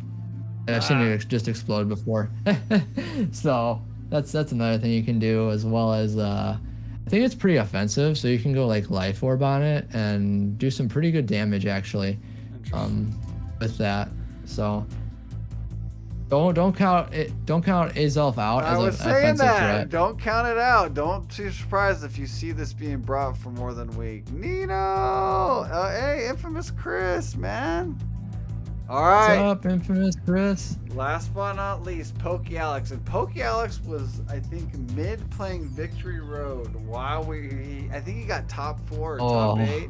He was mid playing while the draft was going on. So That's hilarious. it doesn't look like he got too bad with the Feeney and Kartana. And he was on the loop. He was on the tail end of the draft. So when he got to pick, he picks 2 picks. So he was able to get Feeney, Kartana, the Beast, and the Lowland Mons. He got the Tapu and the Beast, which wasn't too bad. And he was surprised that he got it too.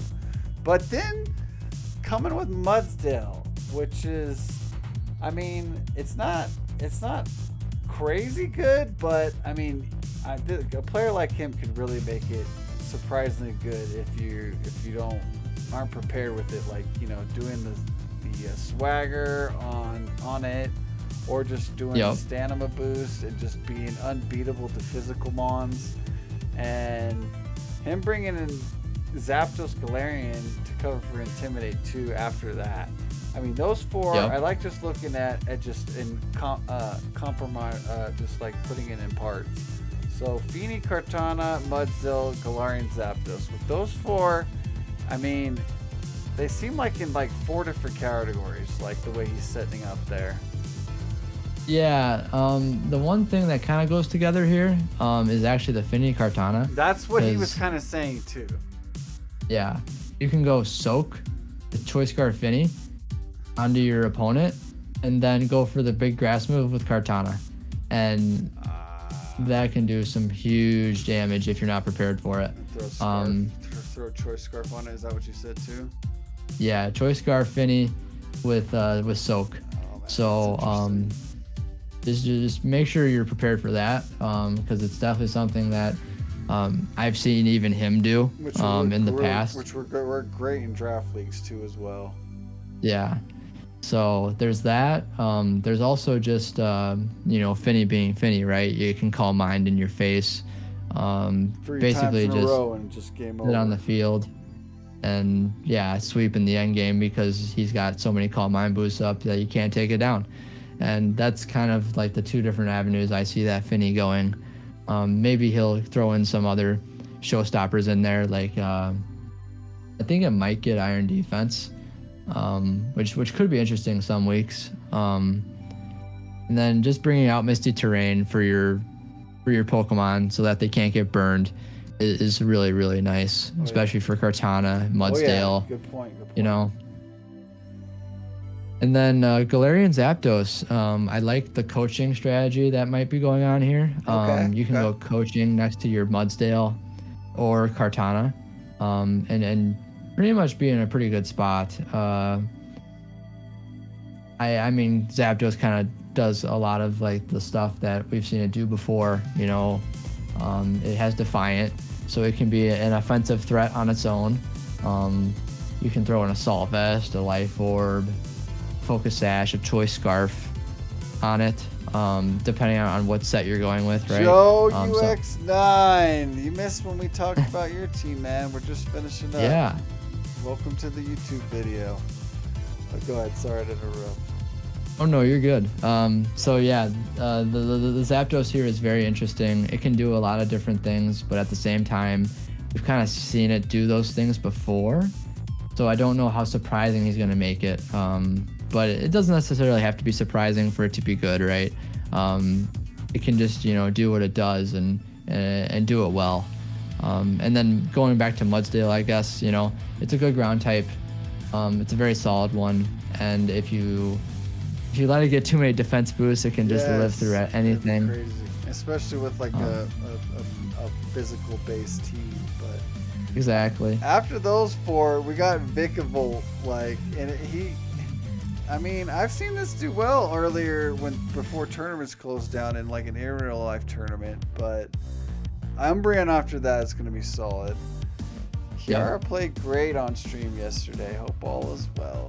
Kiara is the best ever. And then when he picked Drampa, he said this was his counter to Osiris. Okay. Because he wanted the West to clear Cloud9 to clear the weather. But it's also the counter to PokemonCast because he's got the Swift Swimmers. Yes. So Drampa may be coming to play a lot more. Also the counter to you. Oh, you got the Sand Rush. Yes. And even the Nekkra. So he might be bringing this a lot more. And it's done well. Hey, Benny, what's up, man? So after that, we got Crest. So it looks like that's his Trick Room, which Crest is always doing well. I think we put Crest was in tier 1. But then what's interesting, did he switch anything? What do you got an update sheet? I think you dropped 1, if I'm not mistaken. So he dropped 2. He dropped two of these Pokemon. He dropped Vikavolt for Fungus. And I'm glad we talked about the Vikavolt, went through it. Now he went for Fungus. He got his own redirection and, you know, his discount Amoonguss. And then, like you said, Chandelier for a Alolan Marowak. Which is very, very strong. We almost picked up Alolan Marowak, I can tell you that. Yeah, it's a very strong Pokemon. I mean, just the fact that it gets that thick club. And its attack stat is just so good. I can tell you that too. Yeah, I mean, I don't doubt that because I mean, it's one of those Pokemon that for some reason, people forget how strong it is, and then once it Dynamaxes, oh my god, exactly. Like trying to find a switch into that is like trying to find a switch into, you know, a +6, whatever. Especially you know, like Trick it's Room just setting, and I think that works better for his Crest situation. And Cresselia is definitely his Trick Room setter here. And you see where he has like, you know, kind of a fast mode with the Kartana, the Zapdos. And I guess Vanillix is kind of fast. But then he also has like these very slow Pokemon. So Cresselia, Fungus, Mudsdale is very slow. Umbreon is just a nice support Pokemon. I've never seen it used any other way besides as a support Pokemon, but it's still a very good Pokemon. Drampa can be a sweeper in Trick Room. I know that for a fact because it just has a very high special attack stat. And then Rotom Frost is definitely another interesting pick. I was going to touch on that because the Vanillix and then the Rotom Frost. It's like the 2 ice users. And then Chandelier, it looks like it was his fire pick because that's his only fire mon that I could be using.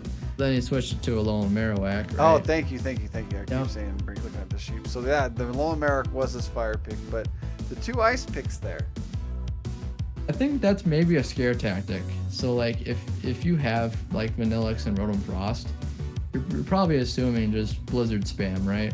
So that's just an option he has. You are totally right. It. Just 2 Blizzards and getting some speed off or being fast about it. Okay. Yeah.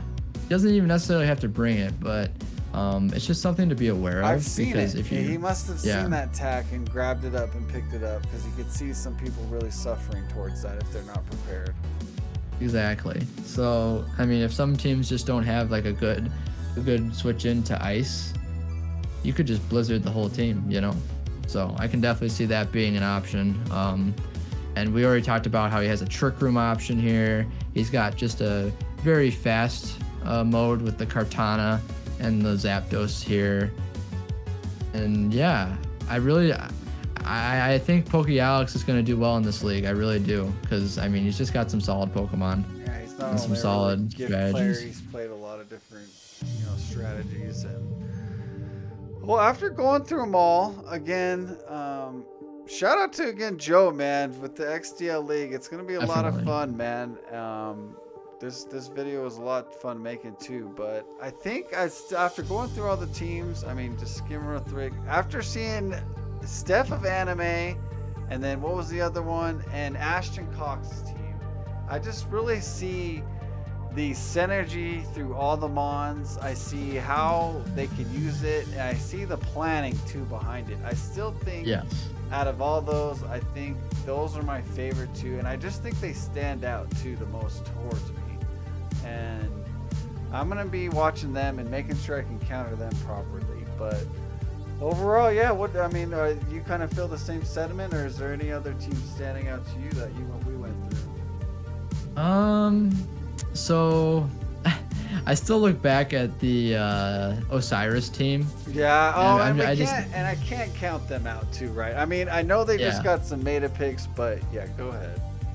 Yeah. So like we look at Osiris's team, and we're just like, wow, who allowed him to get all that power? And but the thing but then we also.